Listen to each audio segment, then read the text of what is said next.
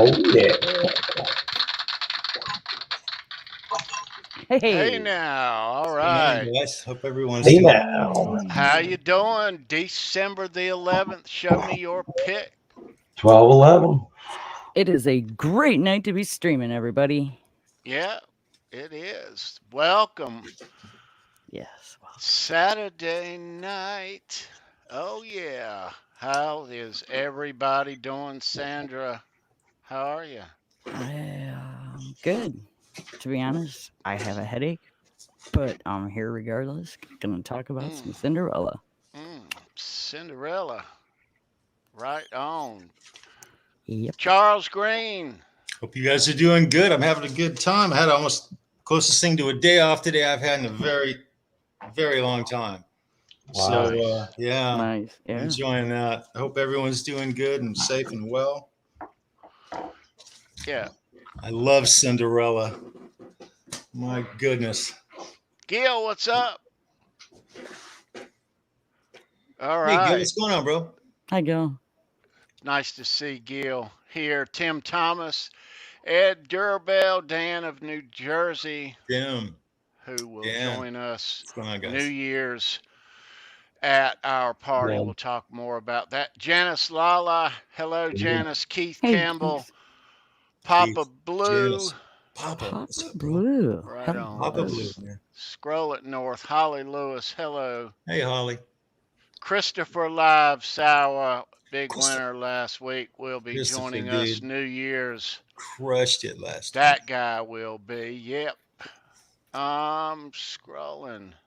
Mike All right. Neese. Mike Hello. Neese. Hey, Mike. Hey, Mike, what's going on, bro? Good Always to see you, brother. Good to see Mike. New guitar week for Mike. Taylor Green is in the chat. Hey, Taylor. I think Charles Green Welcome. rules. We think he does too. Do you see Mike's new guitar, guys? He posted a picture of it on Facebook. Yeah. Mike, Black let one. me just be not the first to tell you that thing is absolutely sick.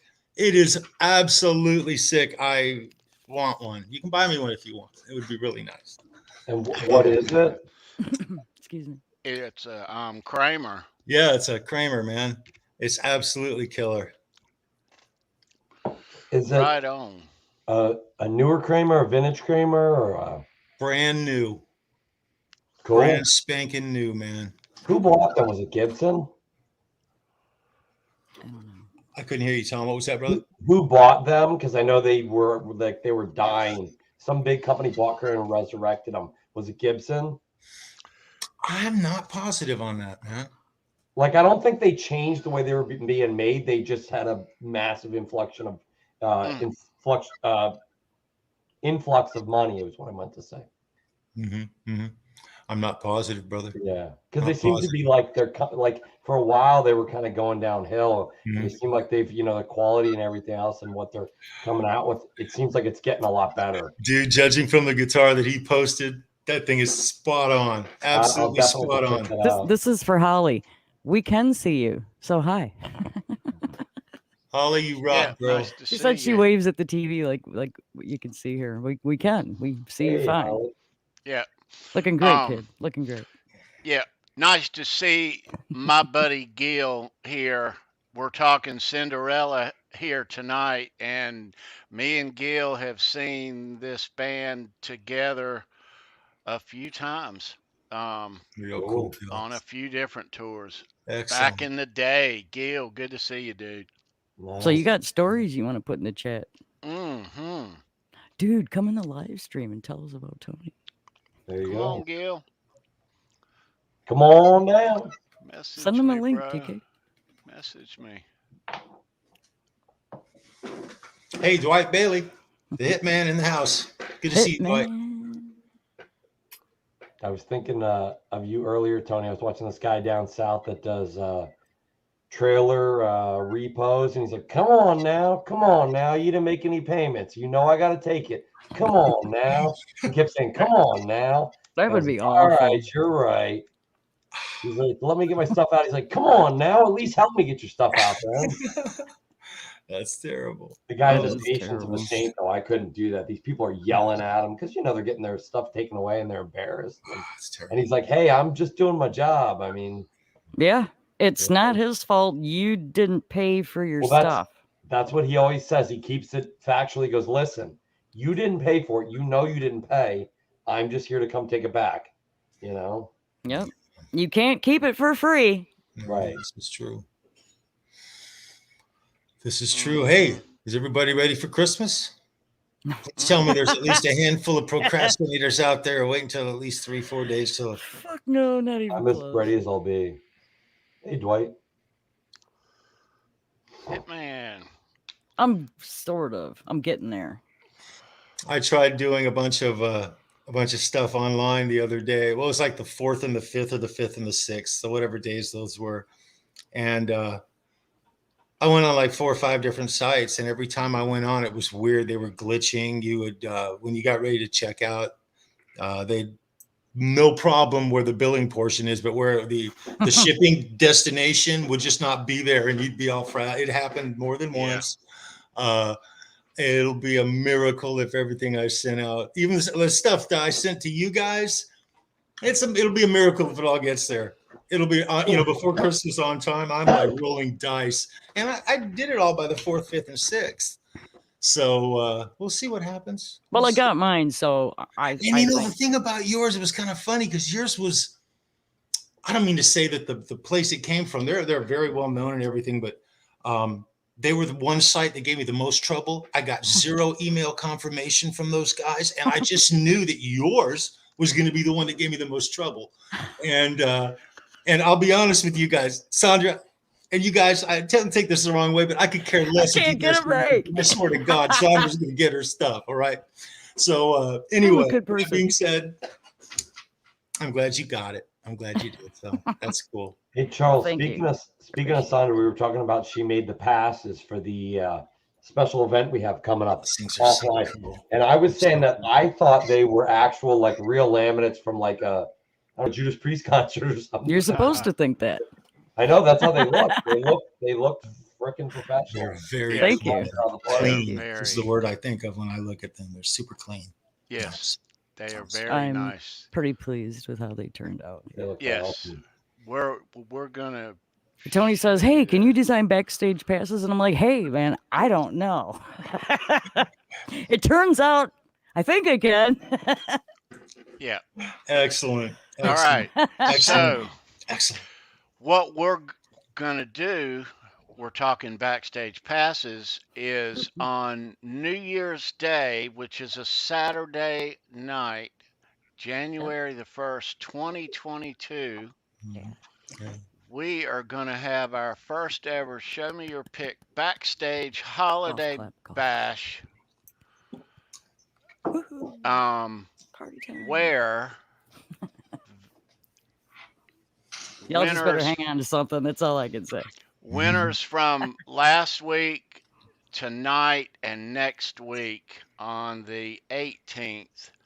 There will be no show on the 25th, Saturday, Christmas. But those winners from last, tonight, and next week will join us on New Year's Day for after Show Me Your Pick airs right here in the green room. Yep. After Show Me Your Pick. It's not recorded. We're not going live. What happens backstage stays backstage. We just ask that you keep your hands and feet inside the railings at all times. Yes, but while we're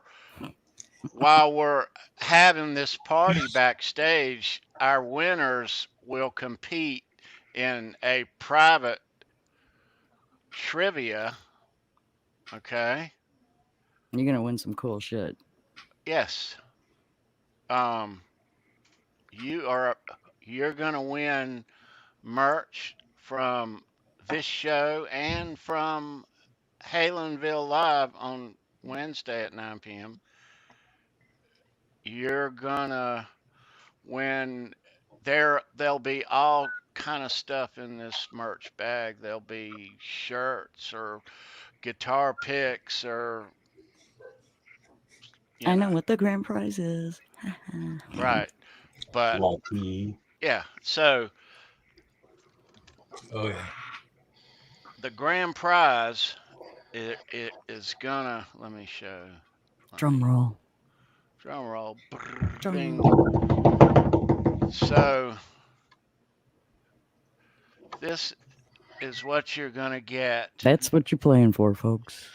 Dudes, that is outstanding. Absolutely out flipping standing. That is Not for the all the final money. tour, the final All show, the New money. Year's Nice. Eve at the Staples Center. Mm. Yeah, baby. How awesome that looks.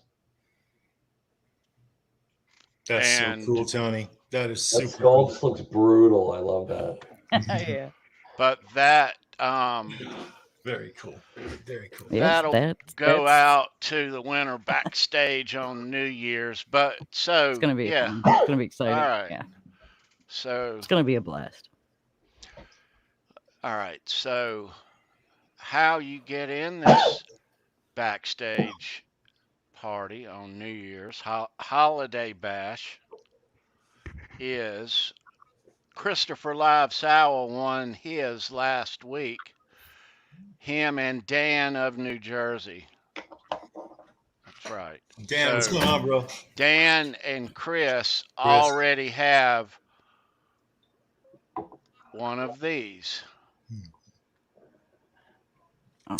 Distracting myself. Look at that.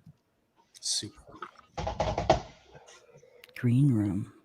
That's what you want right there. It's gotta say green room or you ain't getting in, man. So you guys will be mailed your regular trivia winnings plus one of those backstage passes from last week. Chris and Dan, tonight's big winner and next week's big winner. And we're going to have a very cool holiday bash January the 1st with our winners. Just a way to bring the viewers, you guys, a little bit more closer than just the live chat, you know? You guys are awesome. Don't worry, we're not gonna get all touchy-feely. It's gonna be fine. Oh, wait a minute. Yeah. Speak for yourself. But you'll love the trivia questions. Yes. They are not, they're off the beaten path, maybe personal about all five of us, six of us. Yep. Brendan could not be here tonight. Miss you, He's on Brandon. a Yeah, I miss you, weekend- Brennan. They are on a weekend rendezvous I saw the picture. Yeah, at a TBA destination. he posted a picture of his wife. I think sitting there at lunch or dinner, or whatever, on their way or at Yeah. their destination. I saw that. She is gorgeous. Yeah, Oh my she's very god. pretty. I like her tattoo Looks too. very sweet. My goodness, Yeah. Brennan. His wife It's is awesome. gorgeous. Yeah. He'll be Charles back said next the week. male equivalent, respectfully, of she's very pretty, very sweet. Right on. No, I'm sure she's very sweet. She is beautiful as well, though. Yeah, I love her tattoo. Analog Kid, how's things going for you, bud? Very well. What's going on with you, Tea Cake? Nothing, brother. Good to see you, man.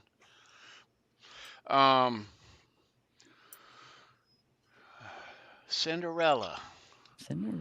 Cinderella. All right. Chat. I- I'm coming to see you.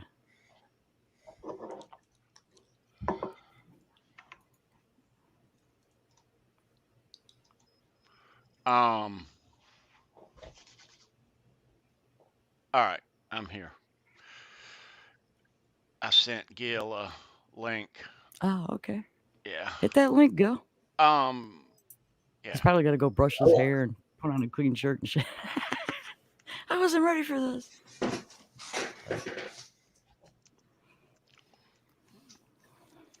Nobody's pushing the what's up fuckers button. I know.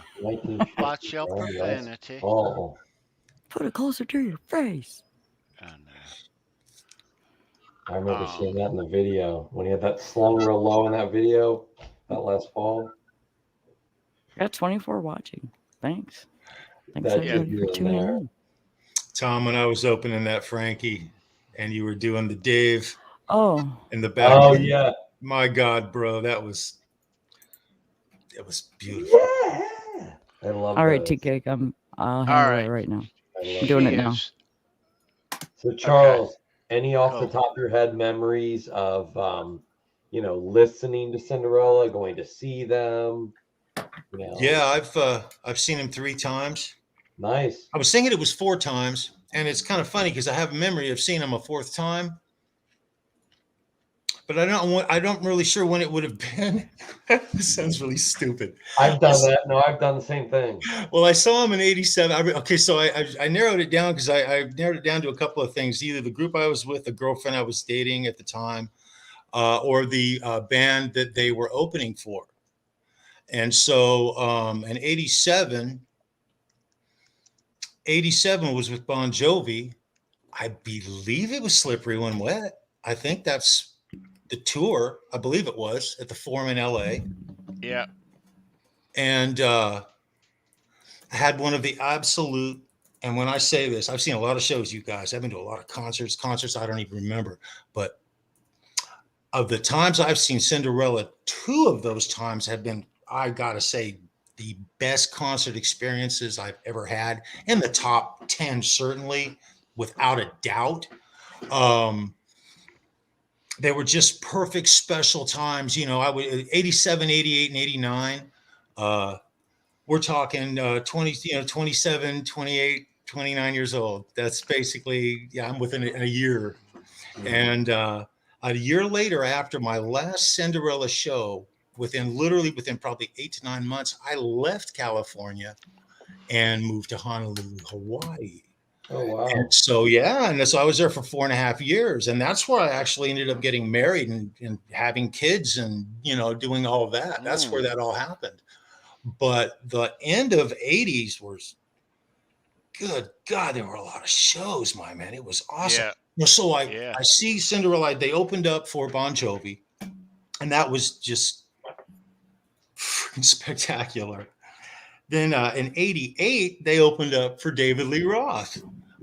Skyscraper, I believe, is the album that he was doing at that time. And that was just a great show. But I wasn't with a lot of friends. I think I was with a girlfriend at that show, and it was a great show. It was fantastic. Dave was in all his freaking glory still. And but the '89 show was with Winger and Bullet Boys. And it was like 8 of my friends who all went to that show. My girlfriend, her friends, a lot of my best friend from high school, a couple of real close guys that I grew up with. One of my all-time best memories from concerts ever.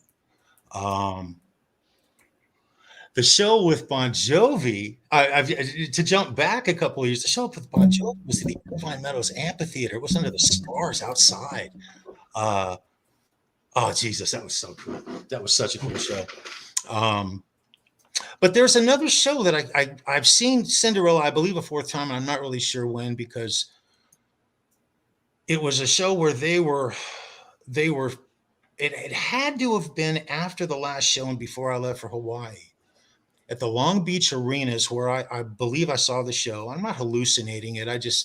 And I was with, the reason I remember it is because I was with a girl named Lisa Lejeune. And Lisa, if you happen to be out there, girl, I miss you. And they were the headliner. The show was only about half sold out. They at the Long Beach Arena, they would drape drapes down, and they take like 1/3 of the arena and close it off. Yeah. So the stage would be moved forward, the entrance would be moved forward, and so I don't know how many people were there. The show was only maybe 2/3 capacity in an arena that was already closed down by 1/3. And it was a really good show, but they were sort of falling off the radar a little more at that time. Now I noticed something really interesting. about that, and especially with that. And let me say this: the last show that I saw him before that would be the '89 show that I was talking about when they were with Winger and Bullet Boys. I noticed his voice noticeably a lot more raspy. I noticed, I could see it. I had really good seats for the show. It was one of the best freaking shows I ever saw. And I could see him swallowing. I could see him like making adjustments as he was singing and things like that. And I thought, wow, you could hear it. And they had, it had to have been the beginning. Somebody could Google this and figure it out. It was Long Beach Arena, had to be 1990, possibly the end of '89, but it had to be the beginning of '90. And I don't remember who they opened. Well, they didn't open. They were actually the headliner in that show.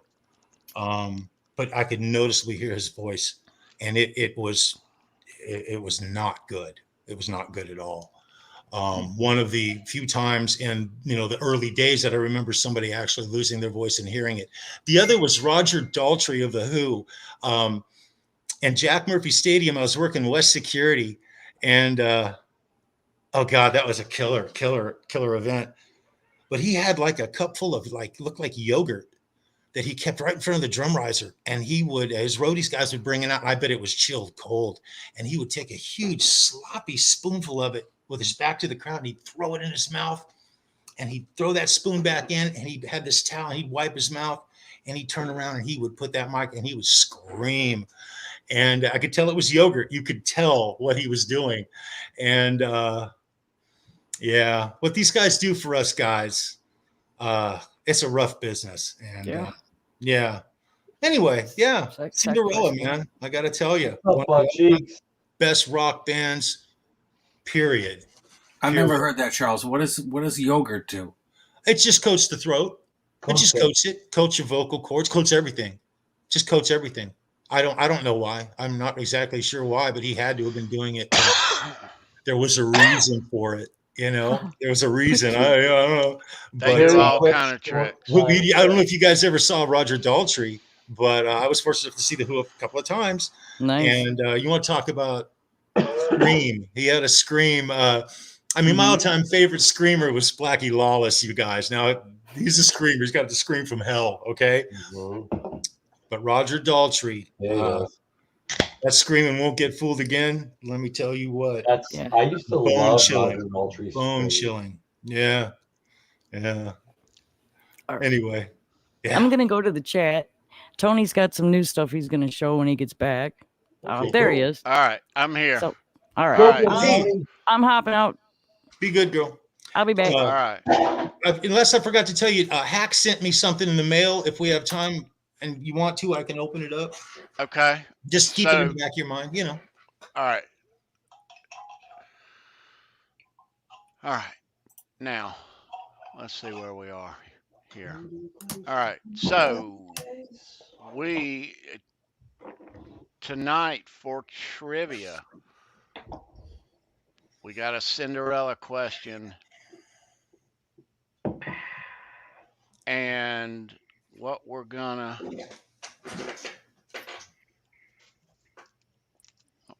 give you. Oh, cool. Do you see that, Tony? What's that? Oh, I guess you put it up there, so obviously you saw it. Brendan's going to jump on when they go on, or maybe Sandra. Right on. Excellent. Sandra probably put that up. Thank you, Sandra. Hey, Lenny, Lou, and Mary, we love you guys. So Brendan is at DOKKEN, which is reuniting with George Lynch tonight in New York. And Brendan wasn't sure if he was going to be able to go to this show, but apparently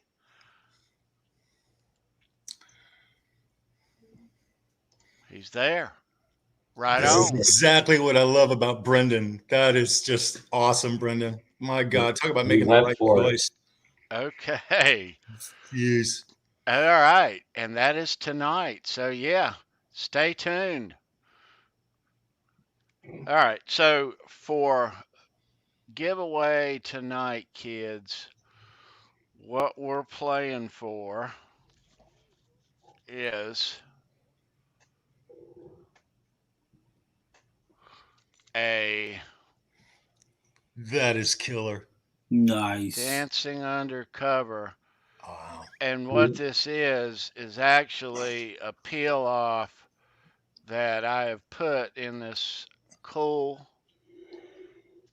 holder, and you get the lanyard with it too, and they will throw you in a Fruitcake Tony That's guitar awesome. pick. That's awesome. Plus, you will be invited to our New Year's party.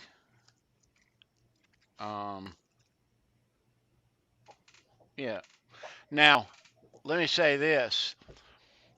You can win again in regular trivia, but if you already have a backstage pass to come to the party, you already have a backstage pass. You only need one. So, Tony, they're non-transferable. Is that what you're saying? Right. Okay. Right. So, can't pass it along. Can't put it on eBay for the highest bidder. Yeah. So, so that's what we're playing for this week is this, and it will be mailed out Nice. Monday in the middle of all that holiday rush. I hope it arrives quickly.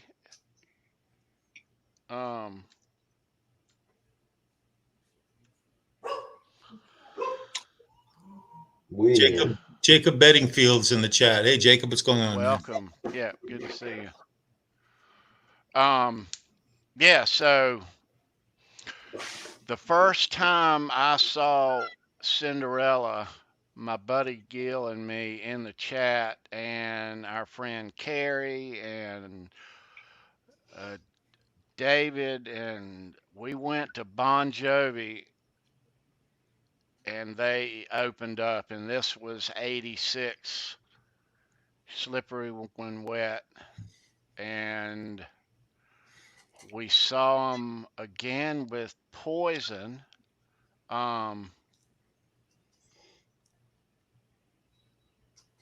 Okay. I'll check my Facebook. But some good times, some wild times. If Gil starts to type some stories here in the chat, and I hope he does, I hope I remember all of it. Tony, was that the first time you'd seen Bon Jovi? No, I first saw Bon Jovi when they opened up the Love at First Sting '85 Scorpions tour. There you go. When they first came out, yeah. There you go. I was gonna make just a note. I don't know if you guys remember Richie Sambora back in the day. He's mellowed a lot in the last couple of decades, actually. But good God, he was a monster. He's still a monster guitar player, but he was an absolute monster in concert.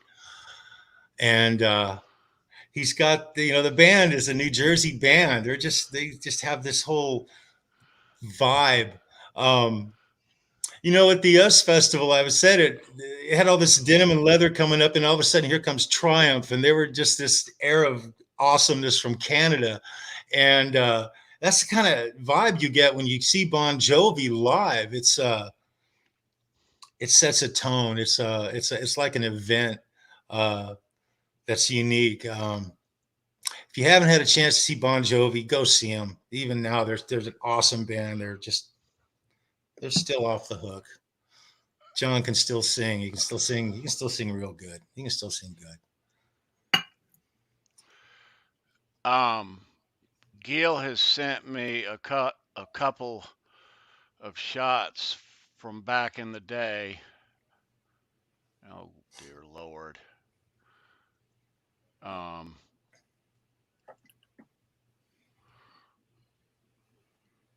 let's see if it'll. Okay.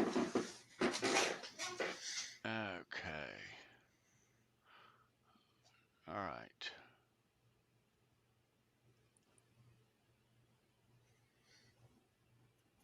Oh, dude, those are relics, bro.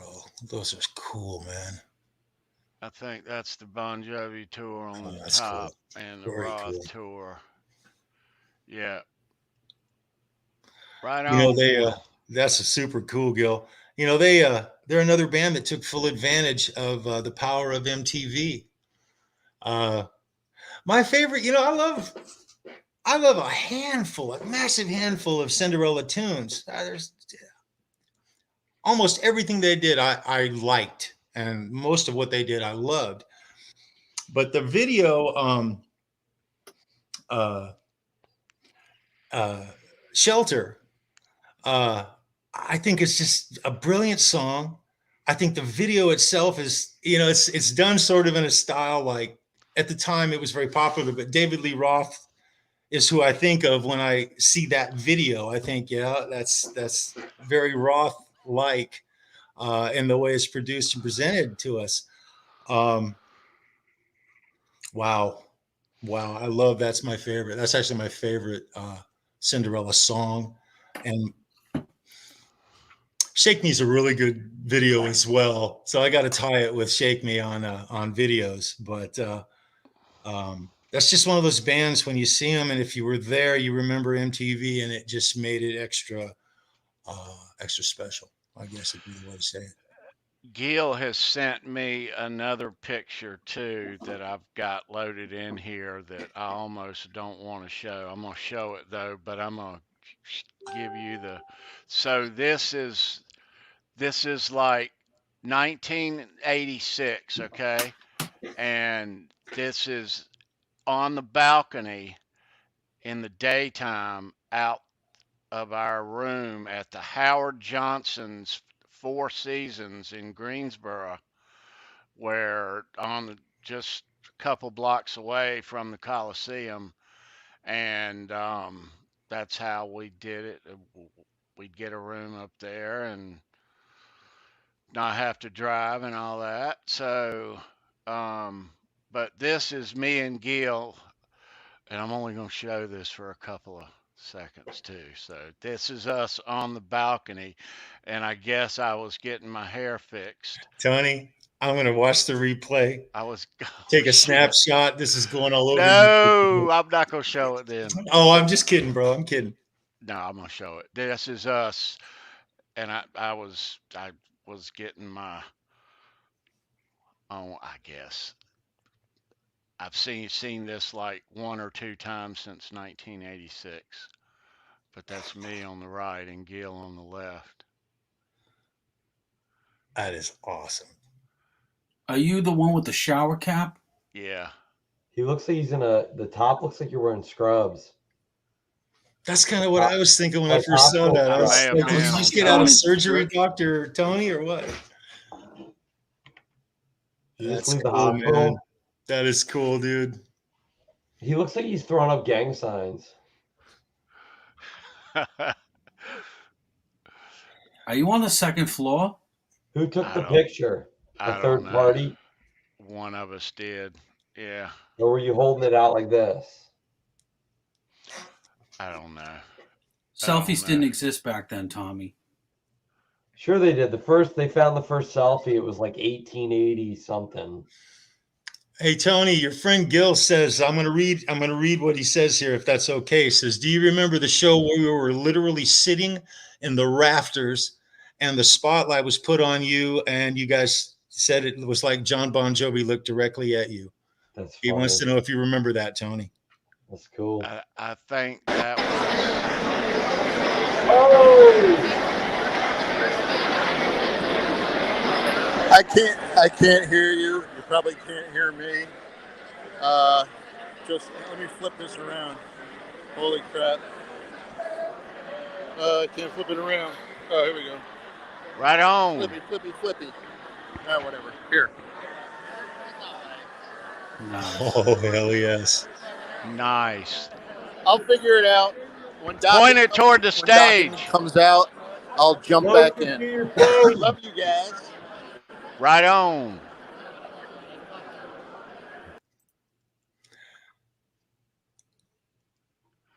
All You gotta right. love him. Absolutely cool, dude. Stand by.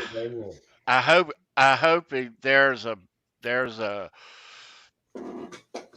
Paul, or I hope he starts before they start the music, because I don't know how much I can get without muting it and cutting it, Right. you know. But yeah, that view looked killer, didn't it, Charles? About 10 feet from the stage, if not Right closer. on, brother. Docking with That's George pretty Lynch. close. I wonder who had to muscle Boom. out of the way to get that close. There you go, boy. That is 10 it. minutes till That is oiled up that shirt with is George it. Lynch. Look That's at it. excellent. Look at That it. is excellent. Right on. Gary Live. There you go. Okay. All right. Excellent. Very cool. We got a lot of cool stuff going to happen tonight. While it's on my mind, and obviously it wasn't last week, I'll explain later on in the show. I'm gonna change the view. I'm gonna show you a couple of something new in the house. Hey, Guitar Man 45. It's good to see you, bro. And the 5150 British Electric Blues TV. Andrew, what's going on, my man? What's going on, Andrew? Andrew's ranking black and blue tonight. Yeah. Oh, cool. Excellent. Excellent. So, Alex Grossi, Andrew's links are down in the description. British Electric Blues 5150 show. Andrew, Brad, and Simon, check them out. Show tonight. A lot of Van Halen shows. Awesome. Yes, please check those guys out. So there's that. I got a couple of these. Oh, dude, those are great. And one of these. Nice. Very cool. There's nothing on the back. Yeah. And I think that is it for new stuff for the week. But lots of Cinderella stuff to show you between now and the end. Yeah, a lot of guitar picks, a lot of cool stuff, a lot of nothing drumsticks. Yeah, man, got some cool Cinderella stuff for tonight. Yeah. Yeah, so me and Gil saw those guys a few times. I know we saw them twice with David Lee Roth, and at least once on the Bon Jovi Slippery tour. But as opening acts, I've never seen them as a headliner. You say you have, Charles? I saw a show. It had to have been in the beginning of '90. They were coming out of. They were losing. Well, here's what it is. Everybody in hair metal was losing steam, and in the very end of 1989, it was almost the end of the deal. You know what I mean? And so they were falling out of. I don't want to say. They had a core crowd. There was a lot of core rockers there. I remember there was a lot of people there who were, faithful rockers, but they didn't draw any good numbers. They weren't a headliner band by any stretch of the imagination in that venue. Okay. Because last 3 years that I'd seen them were in the Forum in Los Angeles and the Long Beach Arena. And the year before that, I saw them in Long Beach with Bullet Boys and Winger. And Who closed that show, Charles? Winger. And so they were the second band. They, His voice was going. They really shouldn't even, I want to say they should have been more in like a place like maybe the Santa Monica Civic Auditorium, something like that. That they would have more or less filled that. But I was there. I remember the show because I remember I was with this girl, Lisa Lejeune, and I Lisa remember being at the show. Lejeune. So, but her name was Lisa Lejeune. She was a friend of mine. Well, we're still friends. I just haven't seen her in 30 something years. And I actually tried looking her up. That's funny you mentioned that. Funny that we're talking about it. I tried looking her up on Facebook. I found a million Lisa Legeurs, but I couldn't find the one I was looking for. So anyway, and I even spoke to a couple other friends that have tried, because we're all a pretty tight group. There's 20 to 30 of us that remain friends for a lot of us. Well, I'm still friends with several of them, but many of them, they fell off after about a decade, 10, 15 years, you lose track of them. And then a lot of them, it's funny, when I got on Facebook for the first time a few years ago, within like an hour, it was crazy. It was crazy. I had reconnected with a dozen friends from high school. I love Facebook for the good side of it. It's super killer. But yeah, I saw them. They were a headliner. I don't remember who they were playing with, actually. I don't remember who opened for them. But was it someone like Enough Is Enough? No. Bang Tango? Man, I don't want to say Dangerous Toys? Maybe. That's actually interesting you say that. It might have been Dangerous Toys. I was going to say Faster Pussycat. I was going to say them next. That's what I was going to say. And it might have been Faster Pussycat. That actually might have been who second it was. tier here. But it'll come to me. I'm sorry. I don't have all the answers. But here's the thing. Other than Tom Keeper's voice, they were rocking, man. They've never done a bad show. I've never seen him do a bad show. I did notice, though, last couple of shows that Tom's voice was, by the time I saw them at the Long Beach Arena, it had to be early 90, his voice was gone. It was kind of sad, actually, because he was just, it was horrible. You couldn't even make out the words that he was singing. But they were rocking. I mean, the music was the music, and it was good. It was good. It was good. That's actually the last. It was maybe the last show I ever saw in California before I went to Hawaii and ended up getting married and having kids and starting a whole nother life. It had to be one of the last shows I saw in California at the end of the 80s. I was like, I'm okay with that. Last show I saw, one of the last Cinderella shows from the 80s. Nothing wrong with that, man. Nothing wrong with that.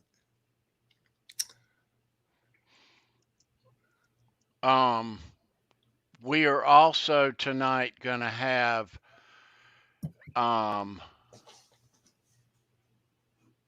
oh dear Lord trivia.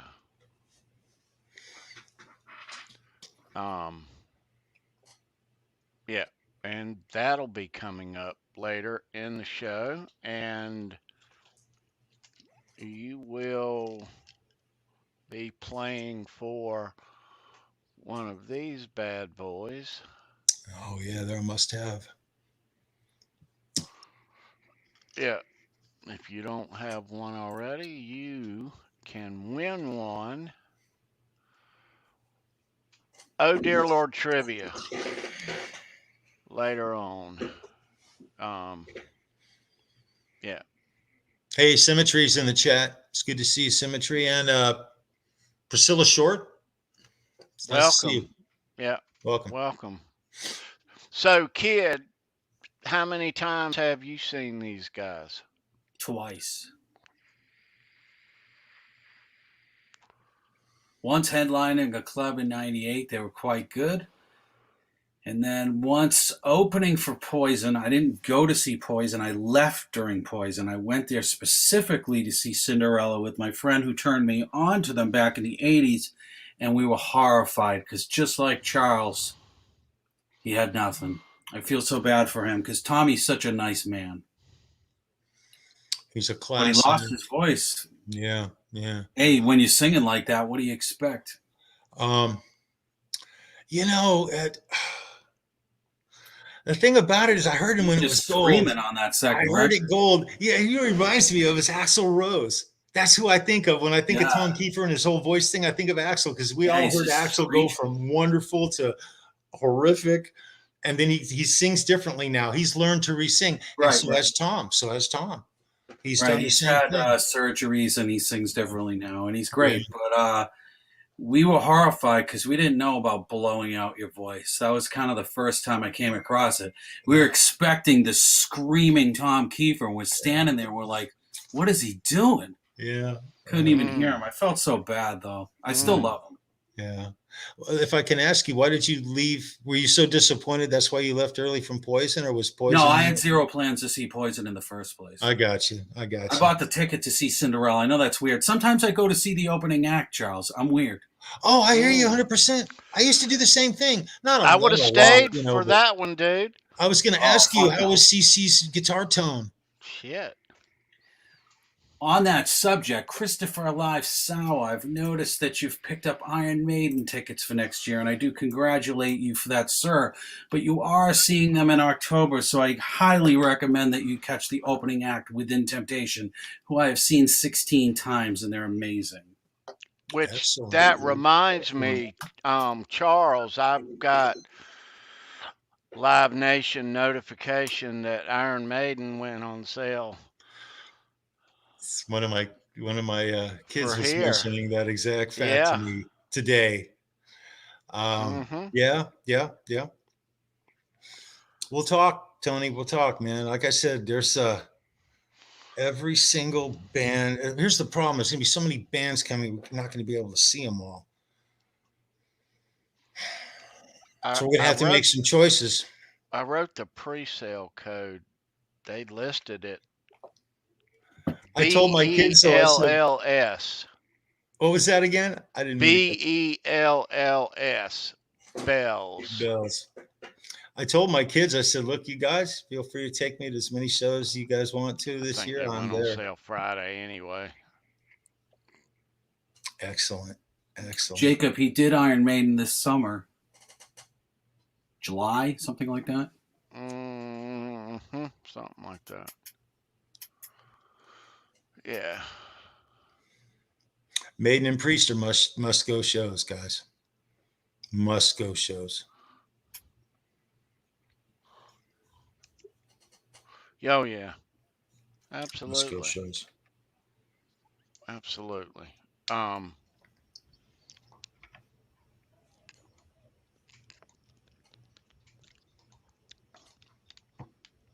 lot of shows out there. Yeah.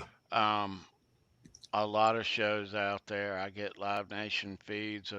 Gosh, there's a lot of shows out there. A lot of shows are coming around here. Not just one that we were all so hungry for after the past couple of years.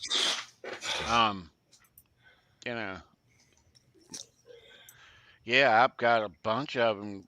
Got to pick and choose. Slash is coming here. ZZ Top, Foo Fighters, Mammoth, Dirty Honey.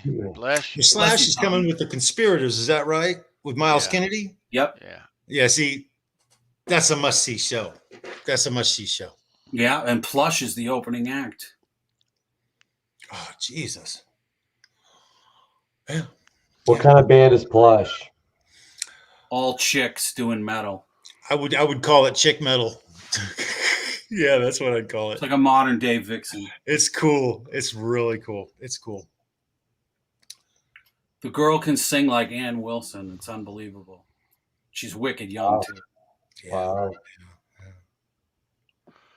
Brendan, come on back, brother.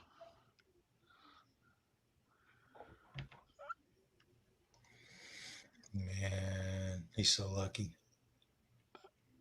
Yep. He's so lucky. Yeah, so what we have planned for you guys backstage. On New Year's, we can only have 10 guests in here backstage. So 10 squares. You can join us on your phone or your laptop, or if anything by voice.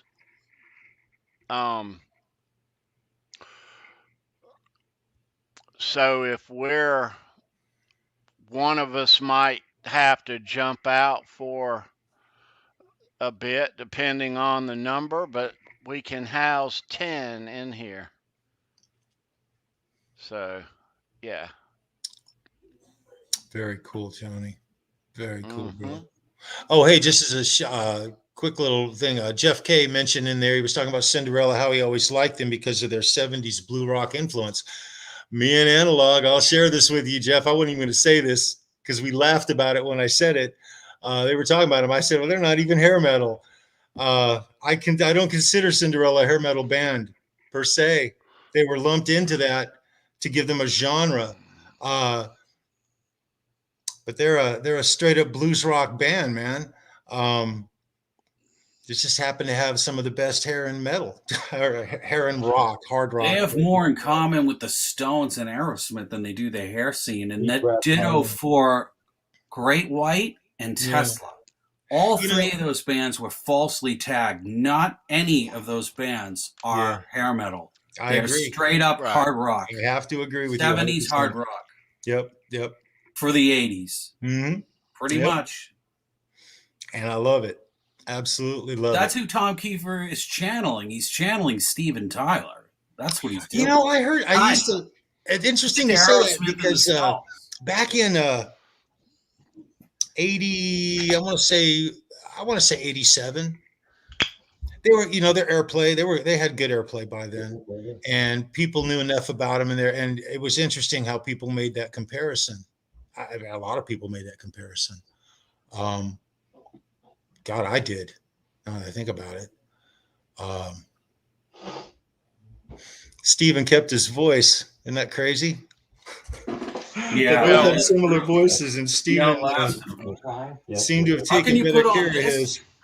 Or this and call it hair metal. Not a chance. But those are still a couple of the greatest Hold that up again, albums dude. ever.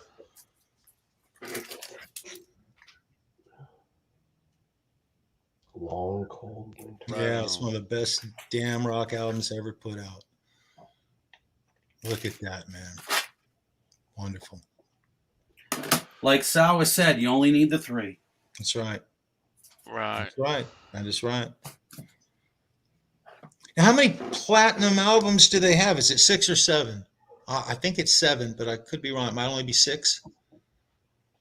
That was just the first 3, because the next one I believe they've got 6 or 7 platinum albums. Yeah, but some might be multi. Like I think the first one is 2. It's just the first. They have the four studio albums, but they've produced. Yeah, the 4th one didn't go platinum though. That came out in the 90s. No one cared by then. Yeah. Which is a shame they only have 4. He does solo records now under a new band. Tom Kiefer goes out as solo. You got to realize that the whole face of music changed at that time too, so those numbers don't exactly mirror each other there, album to album. A lot of it got wiped off the map.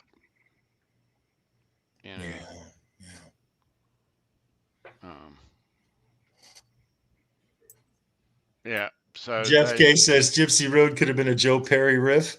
Yeah, all day long. All day long. Absolutely. They did manage to sell 15 million albums though. Yes, they did. And they came out, I think they came out at a great time in rock music, the kind of rock music I like, and they hit the scene opening up for some pretty big tours at the time. So that's where they really Kings of the Guitar Spin. guitar spin, throwing your guitar. Oh around yeah, your- the Good king. Lord, they're Jeff, the best. Jeff is the best. They are. Eric too, but Jeff, he was the king of it. And some of the best hair. Those guys had the hair. They had the hair, man. Very cool. I Very know. cool. I know. I hate to draw comparisons on these bands, but now Eric looks nothing like that then, but this album cover, the bass player Eric Brittingham looks a lot to me like Lexi Fox of Steel Panther. Yeah. I see that. Very cool. Look at that, man. This one. Yep. Yeah. He had now. I don't even recognize the perfect coconut tree is what he had. It was a Coconut perfect tree, yeah. Yeah. Look at the boots and look at the fringe on the knees, tied off at the knees. Yeah. That's as glam as you can get. That is as glam as you can get. You're absolutely right. Is. And not even a freaking glam band. Belt, the big buckle belt. Yeah. I do remember the first time I saw Tom Kiefer, sort of I think it was a magazine cover, and they had airbrushed him. He didn't even look like Tom Kiefer. Didn't even look like him, but they were doing that whole image thing. They were making him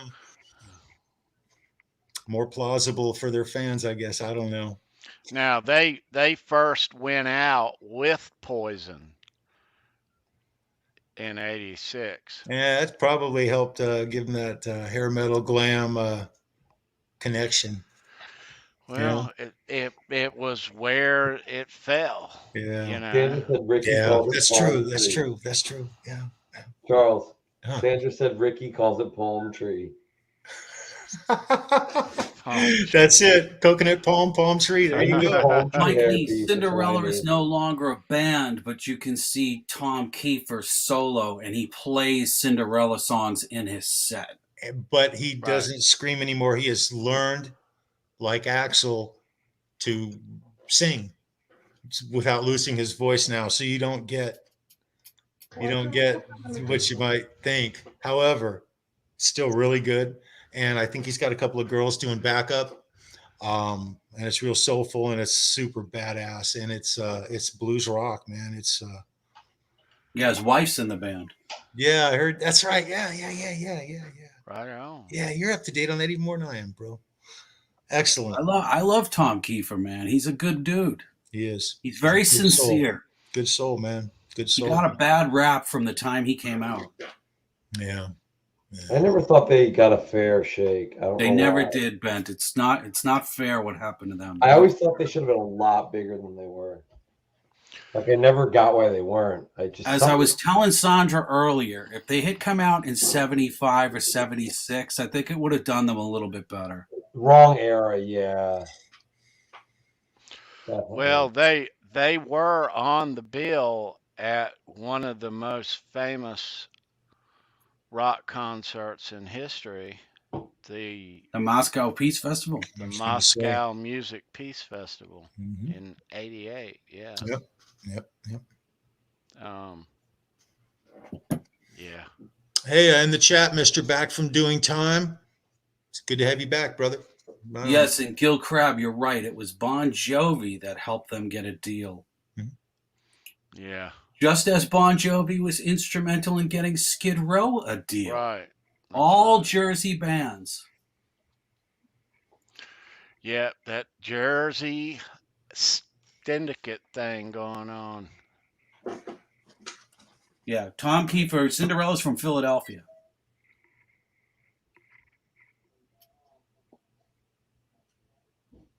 Yeah. Great times at those shows, though. Great times. Yeah, goodness. Can't tell everything, Gil. It's something in the water up here in Pennsylvania. Jakey Lee's from not too far from me, and so is Richie Kotzen. Jakey Lee's originally from Philly? No, it's a little bit further, but he's from like Pennsylvania. He's a military kid. He was a military, what do you call him, military brat? Yeah. They moved. I'm not gonna say like, he used to spend time at, places where you can get beverages up like, 30 minutes from where I grew up a lot. That is so cool, bro. Charles, Jake is very underrated. He actually when in his high school days he moved down to La Jolla, and that's how he got to know Robin and Stephen Piercy and the whole Rat bunch. They're all from down there in La Jolla, and he went to high school there, played in a band, and it's ironic because he was 10 miles from Robin Crosby's mom and dad's house. Is about where he lived back, 1979, been 79, 78, just before the 80s. And the fact that all those guys grew up within, and they all literally did grow up within like 30 miles of each other, and we're all interacting with other musicians, even though, see, Jake's older than me by, he would be now 62, I believe. Jakey Lee is 62. He looks good for 62, by the way. And so he was older. He was older than Robin by 3 years, and he was older than Warren by like 5 years, 6 years. Warren was a little tiny kid at the time, but Warren used to come and see Jake's band play in San Diego. So, yeah, man, super cool guys. Gotta love this shit. Mm-hmm. Jake's 64. 64. He's even older. Shit. He'll be 65 in February. There you go. Wow. He does not look that old. The thing about it, back in 80, he was known. He actually did a little stint in Rat. Just probably, it was, I guess, 6 weeks after Robin joined Rat. It was funny because Robin says to me one time, he goes, hey, I just joined Rat. And the first freaking thing that came through my head was, shit, man, I hope you last. Because I'd already seen him go through a half a dozen or more guitar players over like the 1.5 year period of time prior to that. And, but here's the thing about Jake. He was such a badass. He dressed the role. He was a fucking rocker, man. And leather pants and boots and a gnarly belt buckle. He always looked good. His hair was to the tens. Yeah. Of course he's a rock star. What do you want? Well, I looked it up. It said Jake grew up, he was born in Virginia, but he grew up in San Diego. He must have just lived out here, like in the Northeast for a while, because this was not one time that I saw him. Or maybe he just had a place somewhere or had friends that were up there and he spent a lot of time up there. But cool. Man, that guy, the technique on him to play loud, clean amps. Yes. Yeah. Brutal. Yeah. Brutal in a good way. I mean, every time he does an interview, you saw the one he did in the motel room or hotel room with David Friedman. Yep. God, that's such a good interview. I could watch that every 3 months from now. I love it. One point in there, he's like, I'm not going to do what they want me to do and be their puppet. Like, he's like, that's why I like Dave. And he points to him. He goes, because he'll make me a red amp and he only makes like 50 of them. And Dave's like, well, they all sold out right away. And he goes, I told you that's why we had to make them red. That's great. That is so cool. I'm going to be right back. I'm going to grab a Pepsi. All right. 1 minute. Carry on. I wish Brendan was here tonight. Although you guys know what Brendan's doing right now, don't you? He's standing with his mouth hanging open with just an absolute killer look on his face. He'll be here at any moment. Shred like a dog, man. God, he's so lucky. Oh, man. Exactly. God, so lucky. I can't do it where his fingers almost look like they're straight when he's playing really fast. It looks that way, doesn't it? Yeah, it looks like they're really straight because he's like, yeah. God, I love him. He's one of those guys, though, like you look at his hands and you're like, okay, if I watch a video of him and slow it down, I can just go and replicate what he's doing. And then you go and you're like, That's not what's coming out. That's not what his hand's doing, but it is, because he stops and you realize, oh yeah, like that's not part of it. Was a clinic, and I'm like, is that part of a backing track? And as soon as he stopped, the backing track was only bass and drums. But he's doing this like this kind of like thing on the low end, and I'm like, oh no, that's just all him. Like, there you go, buddy. It was weird because some of it was like trill, but some of it was also like a hammer-on pull-off thing, and he's kind of working between the two like this. You know, it was pretty cool. Love it, man. Cool. Absolutely love it. I was kind of hoping that Brennan was going to be here tonight. I'm going to have him, I'm going to get him to build me a cigar box. And I found like 5 or 6 logos, South American theme, Cuban. Nice. I found a couple from Brazil, Honduras. And these are like old labels from cigar boxes. Cool. And they're just really cool. So I've got those labels onto a box he has already. He said he could, as long as I give him a picture, he can work with it. Cool. Very cool. Now I just got to figure out. I've literally found 5 or 6 that are all wonderful. They have all this vibe, just tons of vibe. Cool. Yeah, those cigar boxes are really cool for slide. That's kind of really why I want one really badly. All right.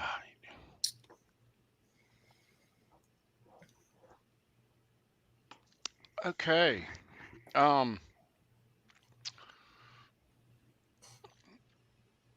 What did I miss?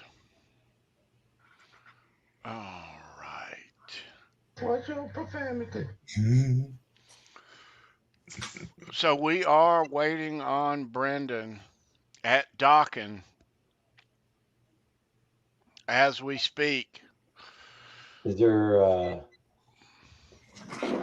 trivia or anything else you want to do in the meantime, or is it going to be in a moment? We're gonna go into trivia for tonight. Some Cinderella trivia. And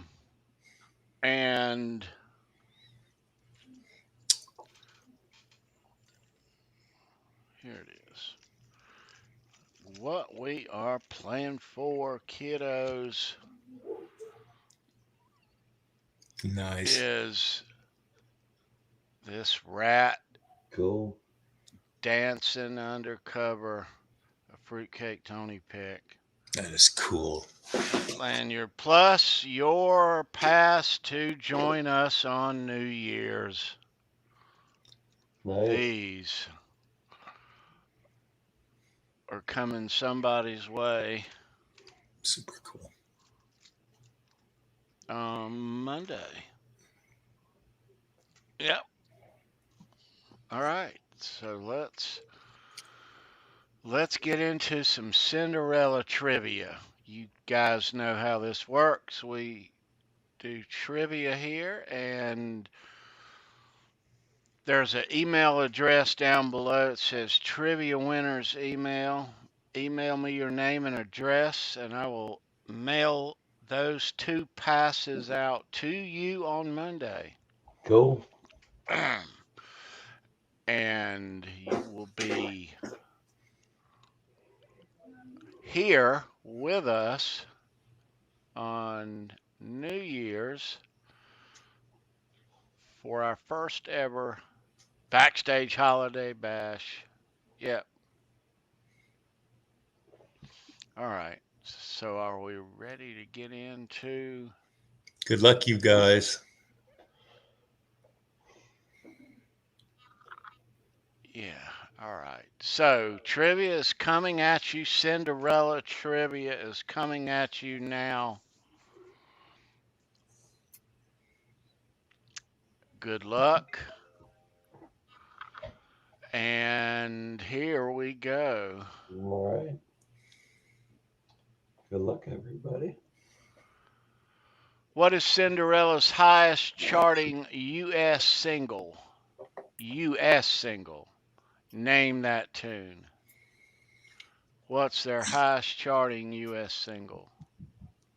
Christopher Live Sawa.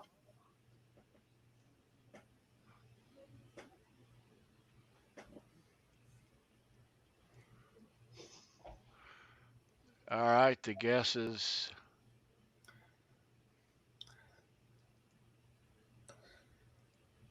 Taylor Green. Taylor Green. Right on, Taylor Nice. Green. Dude, that's my daughter. Taylor. You know, Awesome, girl. good job, Taylor. Very Taylor. well How does she done. know that, Charles? But she's a rocker, brother. That's why, and I'm her dad. There's Christopher. Right Proud dad on. moment, right? All right. Way I'm to so- go, I'm so Taylor. proud of her, man. This is cool. Very cool. Well done, sweetheart. Very All well done. right. Very Proud dad nice. moment. So, okay. All right. Excellent. Taylor Excellent. is the winner for Very week cool. number 2 of our holiday backstage bash Excellent. Excellent. on New Year's Day. Nice. Very cool. Now you gotta behave yourself, Charles. Not a chance. Very cool. Very cool. Nice. No, she knows me. Very nice. She knows me. That's cool. She's there to make All sure you right. behave. She's gonna make sure. She's gonna be like your parental guidance, right? Guys, when she was 5, 6 years old, she would sit on a counter, and in the evening, I'd be maybe making dinner in the kitchen. She'd sit on the counter, and we'd be listening to Maiden, Halen, Nugent. She goes back. She does 60. She got the mamas and the papas, guys. She's like, Nice. yeah, she goes back, man. So I'm proud of her. That's really Right. cool.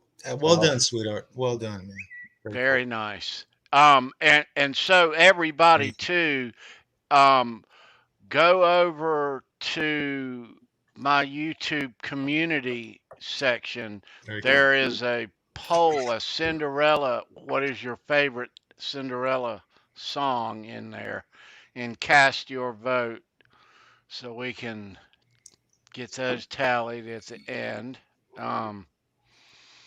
Yeah, there are some good songs on that list too. You know, kid, Christopher Lifestyle wants you to know he was right behind Oh, you. I know. I saw. He was immediately behind her. She Yeah. just beat him. So will he be getting in trouble for not winning this week, or No, he was right behind her. okay? He We won can let last that slide. week. Christopher's a Slide. beast. An He already absolute won the beast. backstage pass thingy. All right, we'll let it slide. He's already coming to the party. He's already got a pass. Yeah, so Taylor will be joining us. Dan of New Jersey will be joining us. And Very one cool. more next week. Nice. Maybe 2. One more next week Nice. will be joining us Nice. on New Year's Day. And, you know, I want to meet please- those cats. yeah, we are going to have a grand time here, and hopefully it won't get too crazy. But in a certain weird way, I hope it does, and it probably damn will. Yeah, but it's going to be a lot of fun. Trivia, grand prizes, merch bags. Yeah, dude, New Year's right here. Yeah. Immediately after, show me your pick. So around this time or so, we'll probably say a nice round time of like 11 p.m. Eastern. So by the time we get off air and have a moment to walk the dogs, get a drink, whatever, get right back here and greet our guests. Yeah. So, but a lot of fun. And we'll be doing those, I'm sure, throughout the year a few times. We might do one in the spring, possibly surrounding a concert local coming up. I don't know. We'll see. But we're planning on doing more of these backstage parties. It's a way to take you guys a little closer. You know, you guys are awesome. Um, we want to hang out with you. So, yeah. Good night, Janice. Good night, Janice. Have a good one, Janice.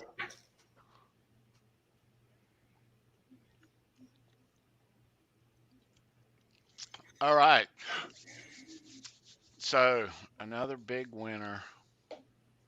So, you got a unboxing there, Charles, you said? Hey, yeah, guys, I got a letter here from Guitar Hack. Nice. And I just love Guitar Hack. He sent me something, and I would love to open it. Can I go ahead? Right on. I've been dying to open this thing for days here. I've had it for a couple of days now.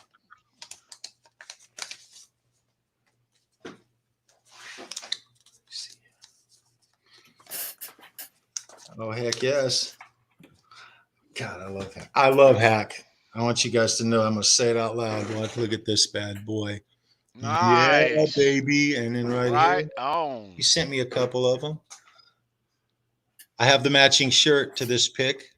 I also have a matching pick to the Quentin James shirt.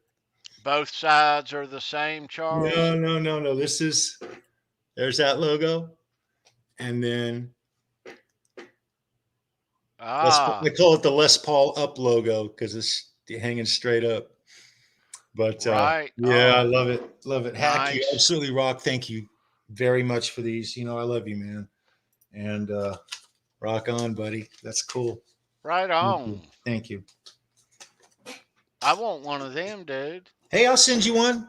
Although you just hit up Hack, he'll hook you up. Yeah, but Hack But lives you need in one. another... You let me know, buddy. I'll hook you I up. need one. No, I need one. I'm letting you know. You live Oh, down I got you, buddy. I got you. You live down the street. Hack lives in another You country. can just mark it down, Tony. I got you, man. Mark it down, buddy. Yeah. But they are And I also got something from Neil Daly. Yeah, we're I not got opening one. those now, right? We're Getting doing to that. The show, right? Excellent. We're gonna have a Christmas party. I hadn't made a card for it yet, but on December the 22nd, Wednesday,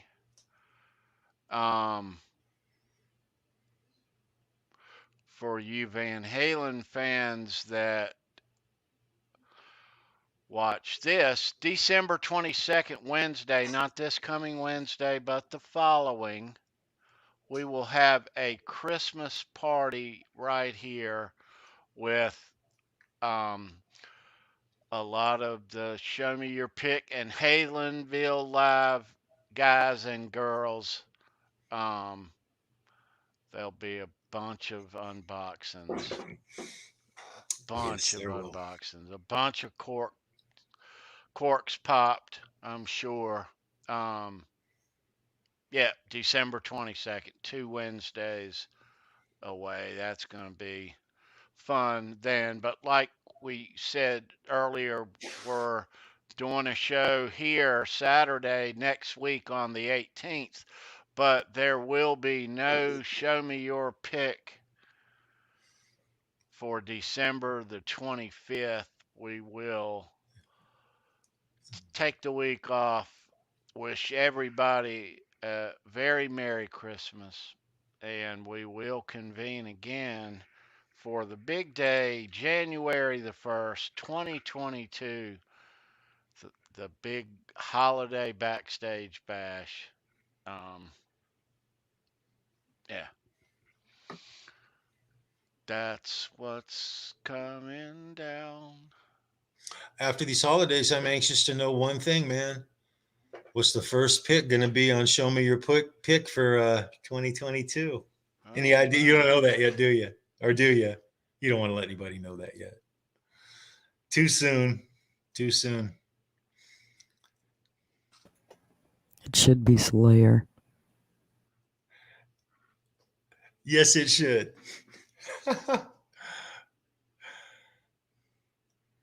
You know, Oh, what do we Any look metal at? band is fine by me. Oh yeah. The more metal, the better. Hey, I had a chance to see Slayer and Megadeth on 2 different occasions at the Troubadour one day. They played with oh God, who am I thinking of? Help me on analog. Who'd they play with? Yeah. Exodus. No. Testament. Who was that? Testament. Wasp. That's who it was. Nice. Wasp. Took me a minute. Sorry.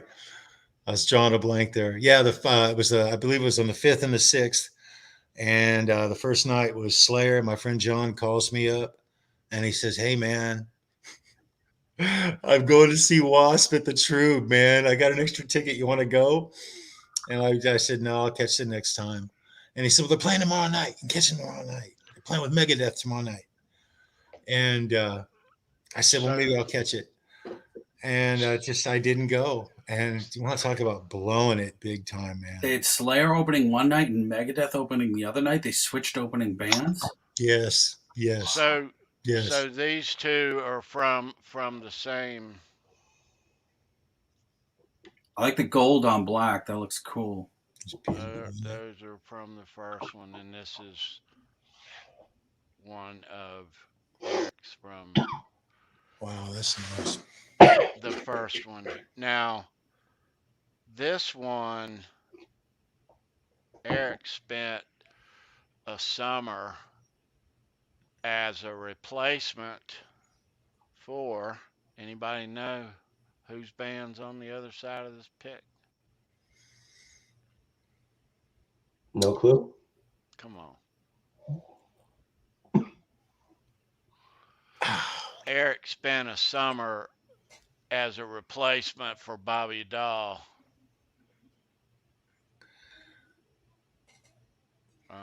Nice. Same Ed Dubril. Was that the 2004 summer tour? Reply in the chat. Wow, that's a killer one. All the rest of these are all Jeff. That's the pick right there. Isn't that beautiful? Wow. And Jeff always liked these triangle shaped. That like a color fader iridescent? Is that what that is? That's cool too. I like that too. Yeah. Very cool graphics. Like it.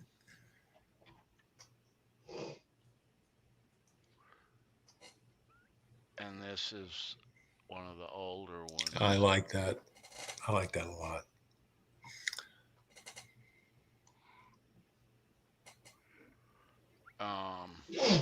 That pick matches the cover of Long Cold Winter. It's just killer. And then there's this one. Jeff's side band was called the Naked Beggars. And this is from that project. Cool.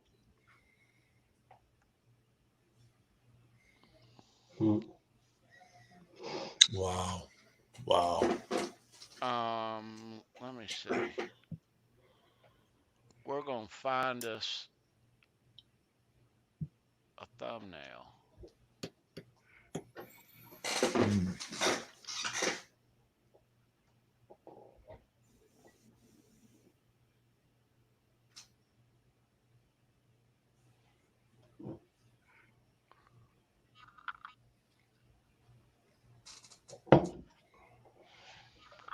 All right, how are we looking here? It's good. It's good. All right.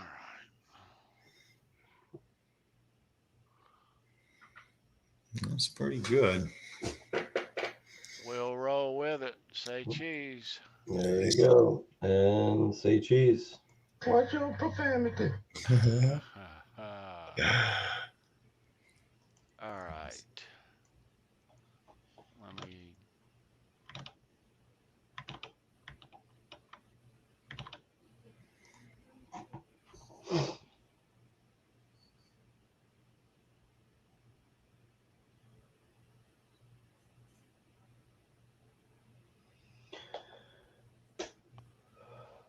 I'm gonna show you one more thing, and then I'm gonna show you something on the other camera again. But let me pluck this off the.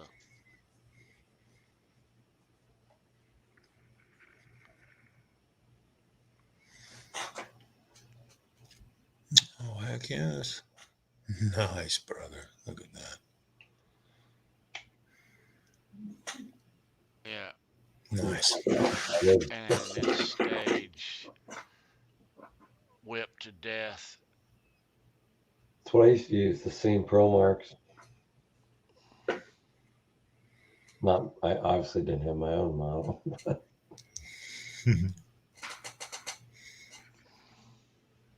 Nice, Tony.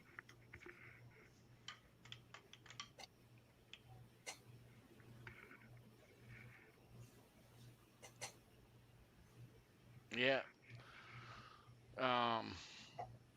Fred Curry. Same Ed Dubril, and I went as far as 06.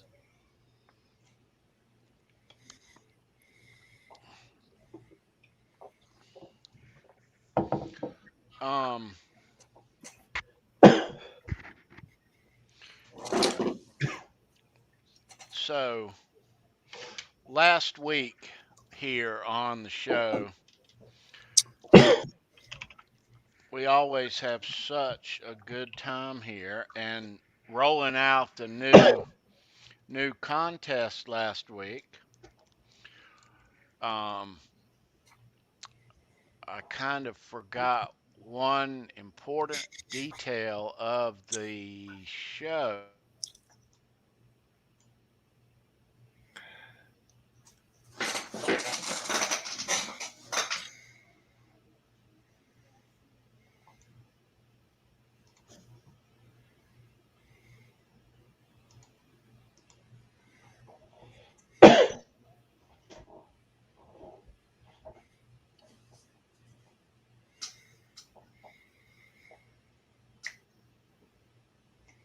What's going on, Charles?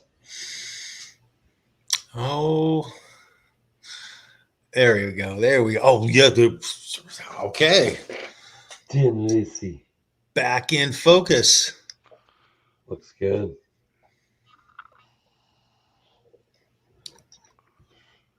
Nice, brother. I dig the font. Pardon me. All right, Charles. This one's for you, dude. Thank you. Thank you. Dude. So, good Lord, man. You know, guys in the chat, so I think one of the very first times I ever was on a cell phone with Tony, he called me, or I called him, I forget which it was. And he says to me, he says, you know, Charles, he says, I want to send you something, man. He goes, is there any one guitar pick or thing that you would like to have? And I didn't hesitate. I don't think I even took a breath. And immediately the word John Sykes came out of my mouth. And Tony didn't expect it because he says, you know, I'd have taken you for an Eddie guy. You know, you're all about Van Halen. And I said, you're absolutely right. I said, but I would love this. John Sykes is there's three guitar players that I just idolize, and that's Eddie Van Halen, John Sykes, and George Lynch. And I hate to categorize one as better than the other. I love those three guys. And so I threw him off because that's one of the picks that he doesn't have a whole bunch of. And the ones he's got are just that pick he just showed, the John Sykes pick, is rare as shit. That's the only way I can put it. And yeah, so then he turns around, this guy, Tony, turns around and sends me a George Lynch, bro. Nice. And let me tell you what. This Damon Johnson right here. Damon Johnson is in the band now, but this one is from when he was with Alice Cooper. Nice. He first started with a band called Brother Kane in the 90s. He's been in a few bands. Yeah. Now he's in Lynyrd Skynyrd. Yeah, but so yeah, those are last week's guitar picks that ended the show and forgot.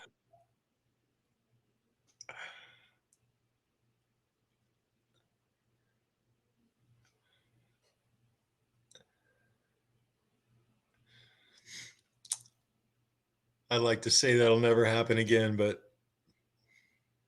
no telling. And it's all good, man. It's all good. Before I, all right. So let's. Hey, Tony, I saw Brendan put in the chat. He says he's still waiting. Yeah.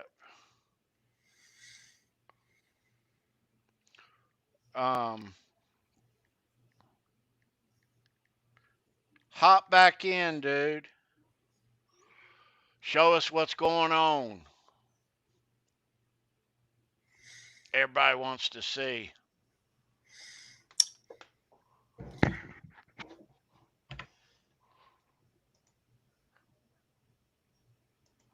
He probably can't hear. Can't hear a word. If you text him, he might get it. I did. All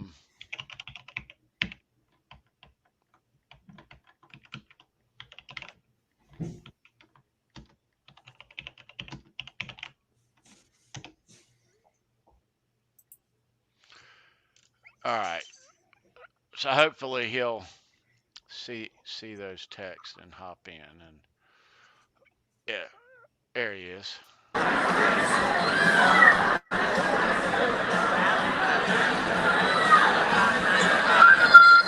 Still waiting for these guys. They're having some sound trouble. Brendan, can you hear us?